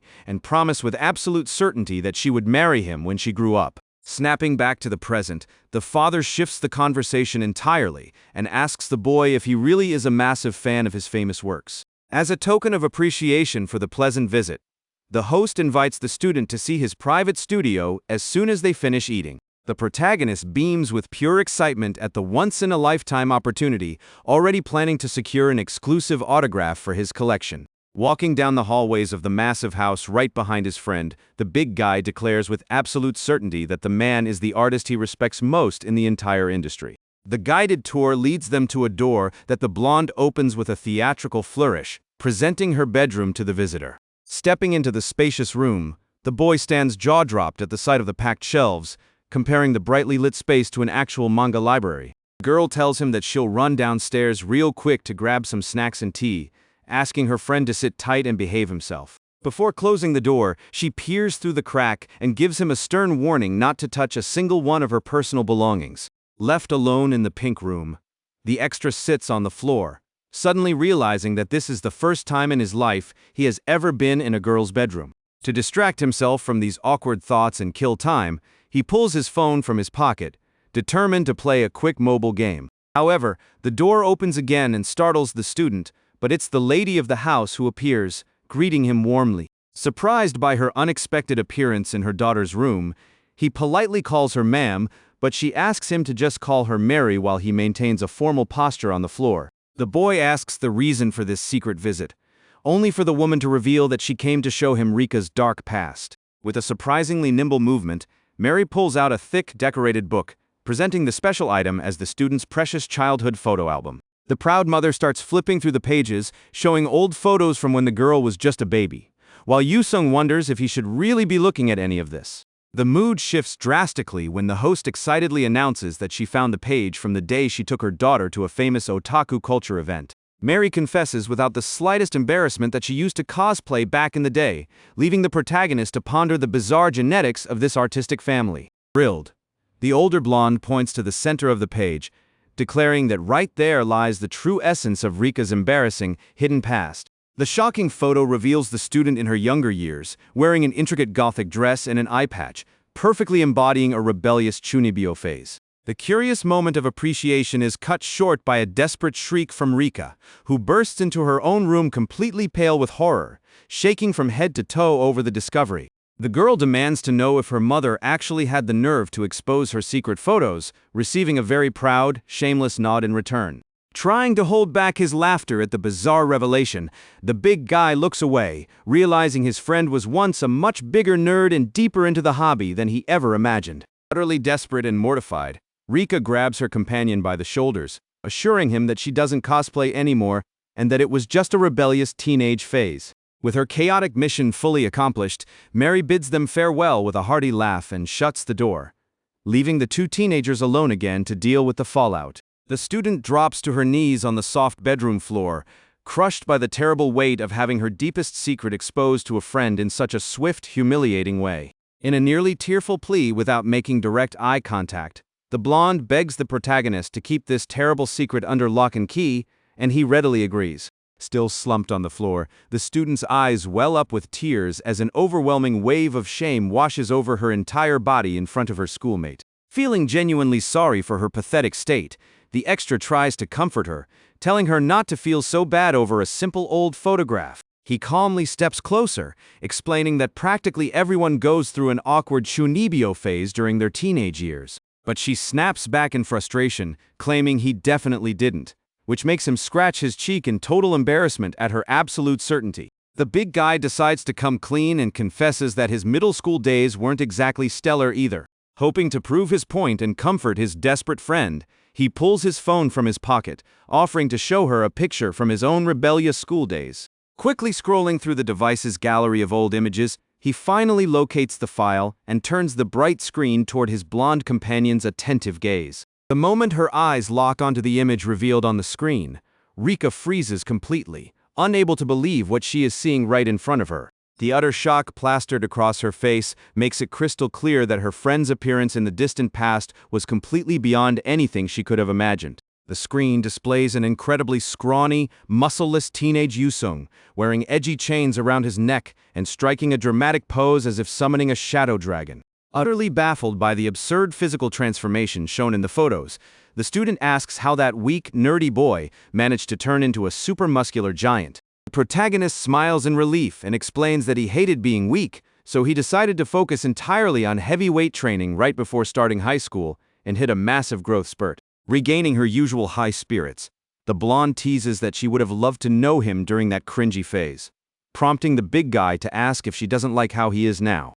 Taking the casual question as a direct romantic inquiry, the girl panics and waves her hands frantically, assuring him that she likes him exactly the way he is now. The instant the words slip out of her mouth, Rika realizes the heavy implication of her own statement and buries her face, turning completely beet red with embarrassment. Caught completely off guard by her sudden sincerity and the abrupt romantic tension in the air, the boy just mutters his friend's name, unsure of how to react. Still in the pink room, the big guy looks at his companion sitting on the floor and calls out her name, trying to make sense of the situation. In a total panic, Rika flails her hands frantically and yells that she only sees him as a good friend. Sweating cold at her wild overreaction, Yusung nods instantly, repeating the same phrase to ease the tension. Two begin to laugh rather awkwardly, trying to completely dissolve the sudden romantic vibe. Once things have cooled down, the extra gently calls the blonde's attention again. He sincerely thanks her for the invitation, for letting him meet Musashi, and for helping him get an autograph. With a sweet smile, the student assures him that the memories of today will be a treasure for the rest of her life. She tells him he doesn't even need to thank her since he's been helping her out since her very first day, and the protagonist happily agrees. Seizing the moment, she adds that he can always take her out again sometime if he considers that payment enough. Outside, an orange sunset bleeds across the sky as the blonde softly suggests that he could stay a bit longer. Standing by the front gate holding a bag, the student politely declines, mentioning that he needs to head home for dinner. Rika smiles, remembering that her companion is flying to Hawaii with his family the very next day. Since they won't see each other for a week, he tells her to have fun and make sure to wear sunscreen. Gazing at the sunset, Yusung tells her in all seriousness that she can call him if anything goes wrong and he'll help her out. Amused by the promise, she asks how he'd even get to Hawaii, and the big guy genuinely ponders if he could just swim there with his current physical stats. Giving up on the wild idea, the big guy jokes that he would probably just smash his piggy bank to buy a plane ticket. The blonde finds that to be a much more sensible answer, and the two say their goodbyes at the gate, promising to see each other back at school. Walking back home under the evening glow, a genuine, satisfied smile plays on the protagonist's lips. On another day at the train station, the extra hands a container to his companion, surprised to learn she lives nearby. Sitting on a bench devouring the kimbap, Rika thanks him profusely for the food and praises his mother, while the boy plays it down. Watching his friend, Yusung reflects on what a genuinely good person she is for working so hard for Karen all day. Suddenly, the student flushes completely red as the boy pulls her tightly against his chest, shielding his friend inside the packed train car. The extra apologizes for the tight squeeze and lets her know they are almost at their stop. Later on, he firmly grabs the blonde's hand, pulling her along so they don't miss their appointment. As they walk through the nighttime streets together, the student steals shy, smitten glances at her massive companion. Time skips forward, and the scene shifts to the 5th day of the Golden Week break in bustling Akihabara. Strolling peacefully down the street while checking his phone, the big guy feels satisfied that he bought every single manga he needed. Mission accomplished. He looks up, deciding it's the perfect time to grab a bite to eat. However, the sound of frantic, rushing footsteps catches his attention, shattering the calm of the moment. A girl with light blue hair dashes out of nowhere, screaming frantically for everyone to get out of the way.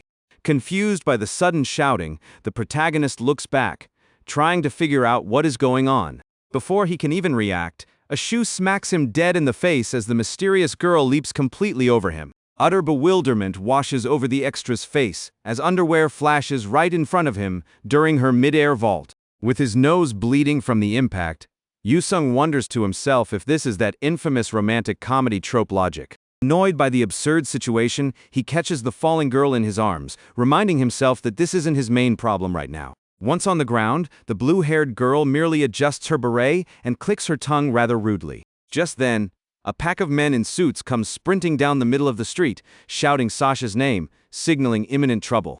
The fugitive clutches the big guy's shirt, demanding immediate help with absolutely no time for explanations. As she tries to bolt, Yusung stops her by grabbing her arm, warning her that the path ahead is a dead end. Taking charge of the situation, the protagonist pulls the panicked girl by the hand, leading their escape down the proper route. The two burst headlong into a ramen shop, catching the staff completely off guard. They quickly duck under a table just as the men in suits sprint past the glass window outside. The duo peeks over the tabletop, watching their pursuers gradually fade into the distance. Relieved to have lost the men, Sasha stands up and lets out a heavy sigh of exhaustion. Genuinely annoyed, the student reminds her that he was dragged into this mess by accident and demands to know the reason for the chase. Keeping her cool, the runaway suggests they sit down first and asks the boy for his name, which he provides without hesitation. Noticing his unique name, she deduces he isn't Japanese and learns that he is a second-generation Korean. With a menacing aura and glowing eyes, Yusung orders her to stop beating around the bush and explain who those guys are. Seeing her hesitate, the big guy turns on his heel to leave, wishing her the best of luck with her escape. She tries to argue that common sense dictates helping pretty girls first, but he flatly responds that no such rule exists. Yusung stops dead in his tracks the very moment the mysterious girl offers him cold, hard cash for his assistance. An absurdly thick stack of cash is slammed down onto the restaurant table. Without wasting a single second, Yusung sits right back down and seals the deal on the spot, entirely persuaded by the money. Flashing a victorious smirk, the blue-haired girl decides she can no longer hide the truth. She takes off her beret with a graceful flair, letting her blue hair tumble freely down her back. Adopting a regal posture, the girl reveals that her father is someone incredibly powerful in Russia, leaving the boy bewildered. With an earnest look, she explains that those men in suits were likely trying to kidnap her. The protagonist puts the pieces together instantly, recognizing the girl as Sasha, the mega-popular heroine from the Scramble in Love series. A short while later, the duo exits a clothing boutique in the mall to proceed with their escape plan. Now sporting a tracksuit and a baseball cap, Sasha shows off her casual disguise, asking her bodyguard how she looks. Sizing up the outfit, Yusung agrees that it's way easier to move around in, and she notes that he only needs to keep her safe until 7 p.m. The boy accepts the assignment, while the girl excitedly asks if there are any fun spots nearby they can check out. The protagonist stares in disbelief, asking if she seriously wants to go sightseeing while being actively hunted. But the Russian girl argues that dense crowds make for a perfect cover. He ultimately yields to her logic, reasoning that thugs wouldn't make a scene in front of civilians, fully acknowledging her identity as the heroine Sasha. Internally, the extra reviews his knowledge about the Russian girl, who stands out as one of the most famous heroines in the franchise. The massive issue is that her introduction should involve bumping into the original protagonist, Ryuji, not him. The big guy wonders if these events are unfolding prior to her official debut in the original manga timeline. Strolling alongside his client, he questions whether he should truly be meddling in the storyline of such a major heroine. His initial urge was to scold her in righteous indignation, asking if she honestly thought she could just buy his dignity with cash. However, the student swallows his pride, reminding himself that the giant mountain of bills was simply way too much money to pass up. Letting out a defeated sigh, he accepts his fate, justifying it with the thought that he only needs to hang tight for 6 more hours. Walking ahead, Sasha flashes a sly smirk, bragging that she's actually an expert at reading people. She recalls the raw physical shield the moment she ran into the muscular giant, having sensed his immense power from the very first second. Confident in her unconventional hire, the Russian girl is absolutely certain that he will handle any threat with ease.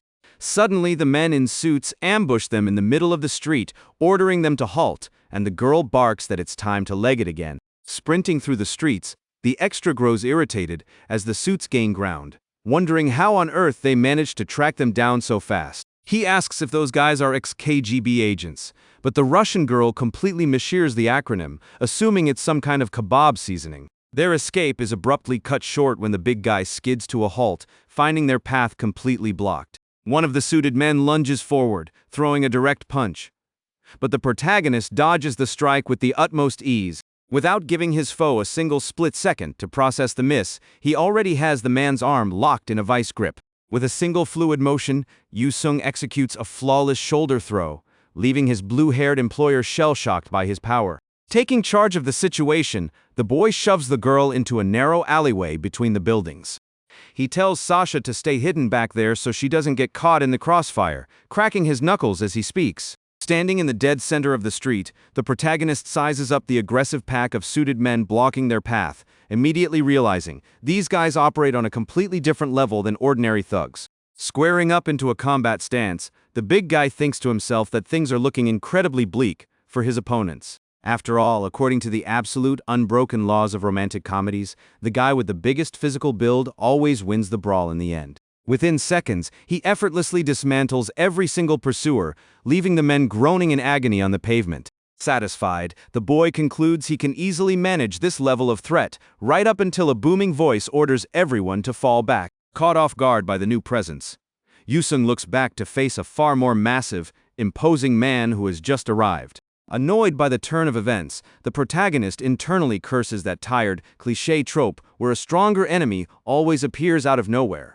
A burly, bearded man sheds his jacket and steps to the front line, glaring at the boy while his subordinates address him as Captain Boris. The veteran remarks that the punk who interfered out of nowhere is a hell of a lot tougher than he initially expected. Breaking into a cold sweat before this absolute mountain of muscle, the big guy wonders if his strength scaling will hold up against him. The captain cracks his knuckles, exuding a murderous aura, fully prepared to crush his opponent without mercy. Watching the scene unfold from afar, Sasha grows deeply anxious, believing that no matter how tough her bodyguard seems, it won't be enough. In her mind, it is physically impossible for a mere student to defeat the dreaded Captain Boris in a straight-up fistfight. Realizing the catch, Yusung smiles as he finally understands why she was so quick to pay up, resolving never to underestimate wealthy people again. Determined to finish the job he was compensated for, the extra warns that he's going to wrap up this farce in short order. Without giving the Russian a single moment to breathe, the student lunges forward in an absurdly fast blitz. The surreal speed of the assault catches Boris completely off guard, leaving him paralyzed in shock and unable to react in time. Capitalizing on the perfect opening, Yusung delivers a devastating knee strike straight to the center of his opponent's chest. Despite taking a massive hit, the veteran proves his combat experience by firmly catching the boy's wrist before being blown back.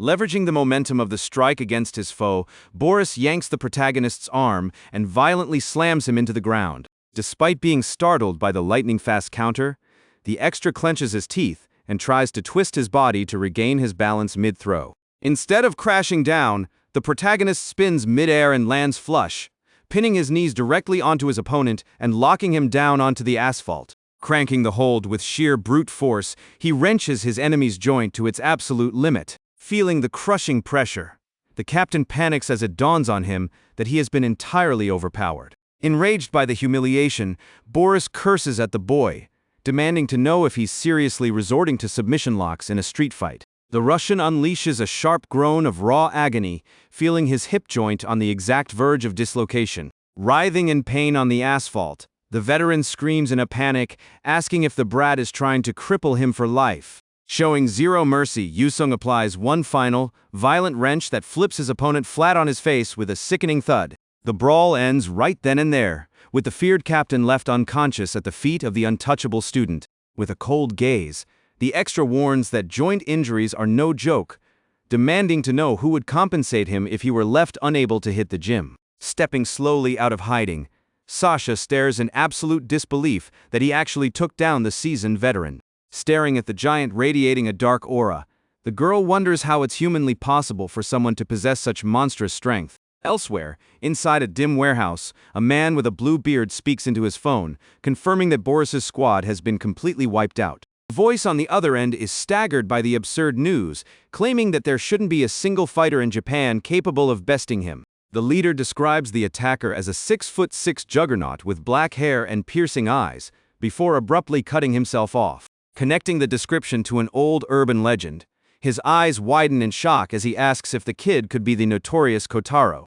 Meanwhile, underworld chat rooms flash across computer monitors with rampant rumors that the legendary Kotaro has resurfaced out of thin air. The messages confirm that a massive incident occurred in Akihabara, and the rumors are already spreading like wildfire across Tokyo. In the darkness of her bedroom, Yukika monitors the thread where users debate whether this Kotaro's strength is just pure hyperbole.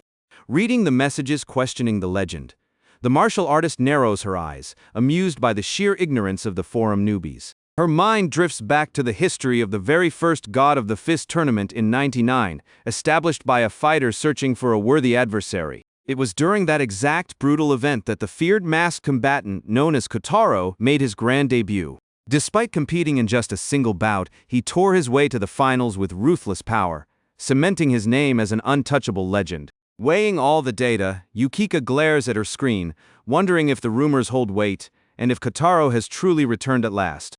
Determined to investigate the matter firsthand, the kendo captain throws on her jacket and hurries out of her room.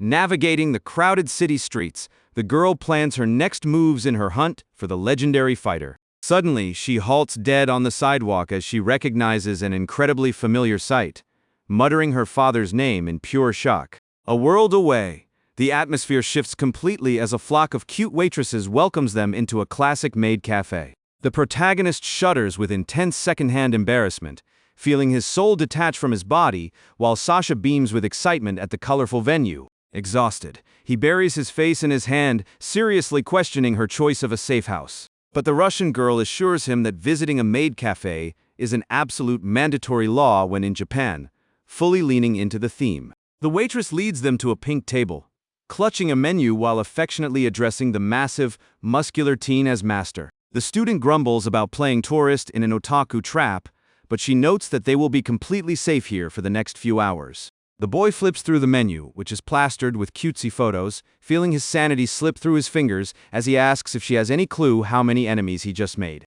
The protagonist demands to know why it's so hazardous to be out on the open streets, and the girl casually blames it on an EMP. Completely bewildered by the conversation, he stands shocked as Sasha explains that military forces always deploy them to fry electronic hardware. She reveals that her family actually owns a monolithic weapons manufacturing empire, leaving the big guy to wonder why anyone would want to kidnap her. Glancing at her partner, the runaway simply reminds him that she's the daughter of an incredibly powerful figure, cutting the topic short as the waitress approaches. The waitress arrives with bursting energy, delivering their dishes and introducing herself as the cafe's #1 maid, leaving the big guy utterly horrified. Expressing his thanks for the food with a strained smile, the extra admits to himself that this extreme level of otaku culture is literal torture. Just as he picks up his utensils, starving and ready to dig in, the cat-eared maid raises her hand to halt him with an innocent smile. The girl announces that there is a critically important ritual they must perform together before anyone takes a single bite. Completely ignoring his obvious desperation, the employee presses her hands together to form a heart at chest level, asking if they are ready. Radiating cutesy energy, she casts a spell over the food with such intense enthusiasm that the protagonist cringes into oblivion from secondhand embarrassment. Irritated by her bodyguard's lack of enthusiasm, the Russian girl demands that he join in, warning him that playing along is the absolute #1 rule of the establishment. Sweating bullets with a flushed face, the boy lets out a whimper of sheer agony, battling his own shattered pride. Completely broken by the circumstances, Yusung forms a timid heart with his fingers to cast the spell, while Sasha bursts into a fit of laughter. Cat maid happily meows her wishes for a great meal, while the boy buries his face in sheer mortification and the Russian girl giggles at his plight. Drained by the utter humiliation, the protagonist takes his first bite, grudgingly admitting that the food is actually delicious despite everything. Noticing they've cleared their plates, the maid cheerily hops over, asking if they enjoyed their meal. She suggests a card game, warning that the loser must face a penalty game, eliciting a heavy groan of frustration from the big guy. Staring at the cat ear headband clutched in the maid's hands, The student despairs, instantly putting together what the penalty entails. Without a moment's hesitation, the maid slides the accessory onto his head, ordering him to wear the ears and append a meow to every sentence until the next round wraps up. Utterly destroyed inside, he tries to beg for an alternative, but Sasha merely giggles, telling him his only option is to win the next match. Flashing a murderous glare, the big guy accepts the challenge, dead set on sweet revenge. Griping his cards tightly, the boy declares that there is absolutely no way he will lose this time, but reality crashes down, leaving the extra forced to sit in dead silence while wearing cat ears, as both girls relentlessly badger him to just bite the bullet and meow. Trembling with a mix of rage and shame, he gives in, requesting another round with a forced meow at the end, which sends the blue-haired girl into hysterics. Furious at their mockery and with his pride deeply wounded, the student swears an internal oath that he will absolutely obliterate his opponent in the next match. A while later, the cafe doors swing open and the two exit into the evening glow, sent off with one final goodbye master from the staff. The girl stretches her arms over her head, declaring that she had an absolute blast, while Yusung wallows in misery over failing to win a single game. She glances at the time, noting it's already almost 5 p.m., and remarks that the day was completely worth it, even without checking out any famous tourist landmarks. The mood turns serious as Sasha slows her pace, quietly telling her bodyguard that she has a major confession to make. The protagonist listens closely as she confesses that the men he thrashed in the alleyway earlier weren't kidnappers, but private security guards hired by her father. Looking deeply apologetic, the Russian girl says she's sorry for lying, explaining that she just wanted to explore Japan in secret without causing a massive scene. She bows to formally dismiss him from duty, stating that she will contact the retrieval team and head back to her hotel on her own. Offering a genuine smile, the girl thanks him for all his help, entirely oblivious to the deafening roar that suddenly begins to echo from above. A deep, booming laugh echoes across the area as a bearded man wearing sunglasses celebrates finally tracking down his target. The student looks up in complete shock as a massive helicopter descends to land right in the dead center of the downtown district. The fierce downwash from the rotors creates an insane gale, whipping up dust clouds everywhere and catching the duo completely off guard. Stepping out of the aircraft with a commanding presence, the man approaches, mocking the wild goose chase his daughter put his tracking team through. A split second later, he locks a piercing glare onto the extra, demanding to know who the brazen punk standing next to his precious little princess is. Rattled by his sudden arrival, the blue-haired girl demands to know how they managed to pinpoint her location so quickly. Brushing her question aside, the older man adjusts his overcoat, declaring that this is an internal, strictly private family matter. He takes slow, heavy strides forward, emphasizing that he intends to settle this business directly with his heiress. Trying to de-escalate the tension, Sasha takes full responsibility for running away and mentions she was already on her way back, but her father flatly replies that it no longer matters. Listening to their exchange, the protagonist puts the pieces together and realizes this intimidating man is the absolute patriarch of the family clan. The big guy stands there baffled, trying to figure out why this Russian mob boss in a tailored suit is speaking flawless, fluent Japanese to his daughter. Suddenly, the air grows heavy as the family head casually mentions hearing dark rumors about Kotaro resurfacing in Tokyo. The father demands to know if his daughter got mixed up with that legendary brawler, pointing a finger directly at the rookie bodyguard. With a wistful look, the man recalls that the shadow warrior vanished completely from the face of the earth 10 years ago. As the image of the terrifying masked fighter Kotaro is conjured up, the student breaks into a cold sweat, completely lost as to what this uproar is even about. Brimming with battle lust, the Russian drops into a fighting stance, eager to settle a score that began 18 long years ago. Hoping to kill this absurd misunderstanding on the spot, Yusung cuts off his monologue and introduces himself by his actual name. Narrowing his eyes in suspicion, the veteran demands to know if the kid has ties to the masked warrior, but the student instantly denies it, swearing he's never heard of the guy. A heavy, awkward silence blankets the area as the suit-clad boss processes the blunt response.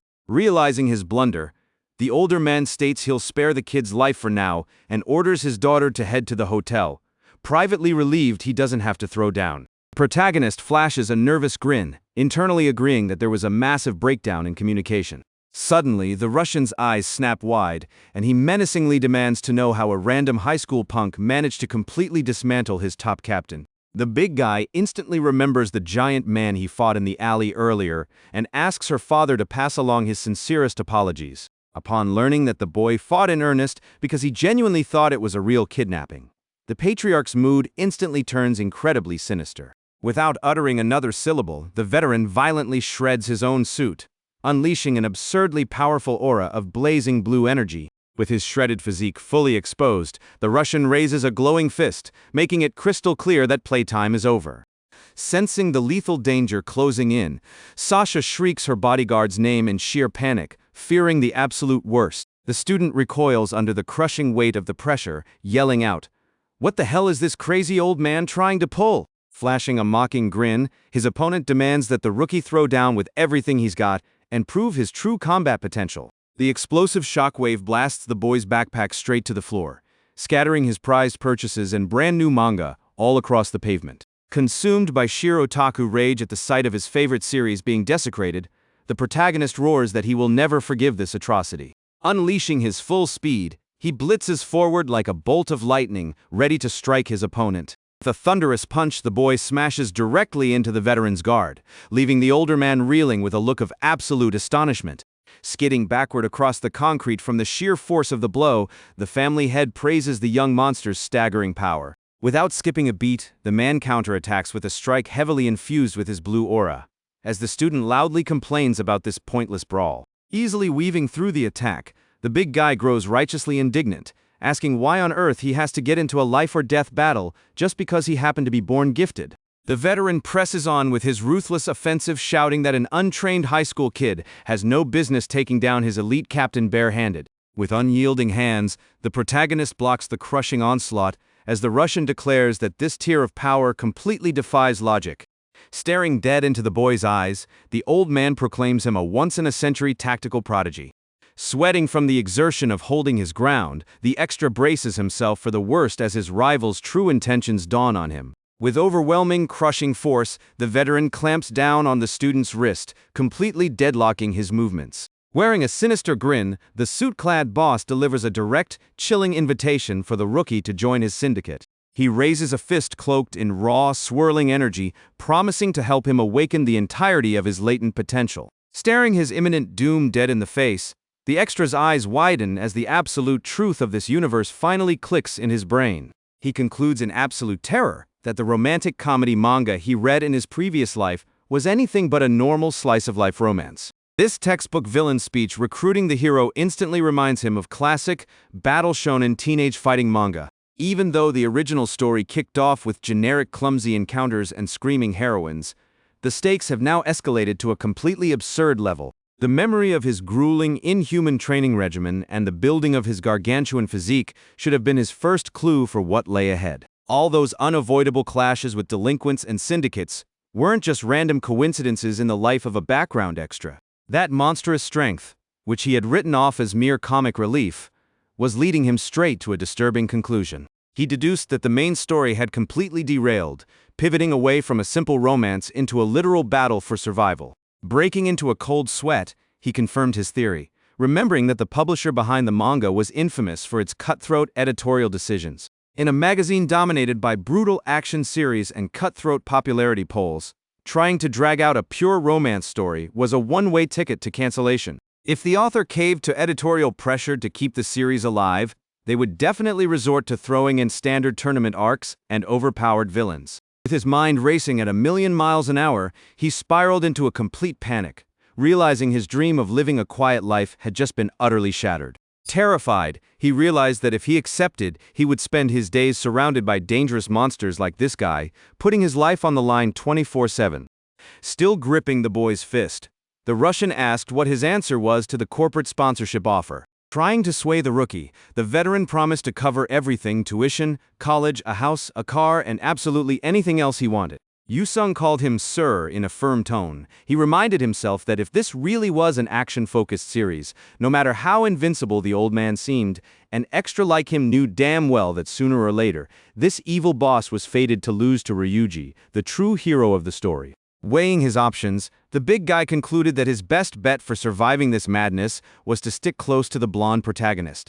Taking that as a yes, the Russian let go of the student's arm, relieved that they could settle things amicably. However, the boy lost his temper and questioned why Sasha's father had to be so extreme in absolutely everything he did. In a swift, brutal motion, the veteran drove a devastating punch into the student's stomach.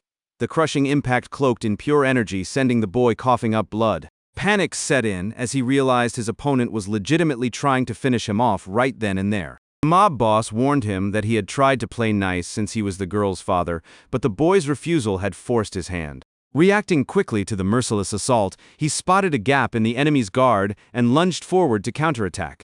But the Russian saw through the movement instantly, proving the opening was nothing more than a trap. Realizing he had walked right into the veteran's trap, Yusung cursed his own stupidity while desperately looking for an escape route. Capitalizing on the rookie's distraction, the older man leaned back slightly, winding up his other aura-charged fist to finish the job. As he prepared his finishing blow, the leader of the Russian family told the boy he was going to give him a valuable piece of advice. With his arm surging with overwhelming energy and ready for impact, he declared that whenever you throw a punch, no matter who the enemy is, you must always swing with the intent to kill.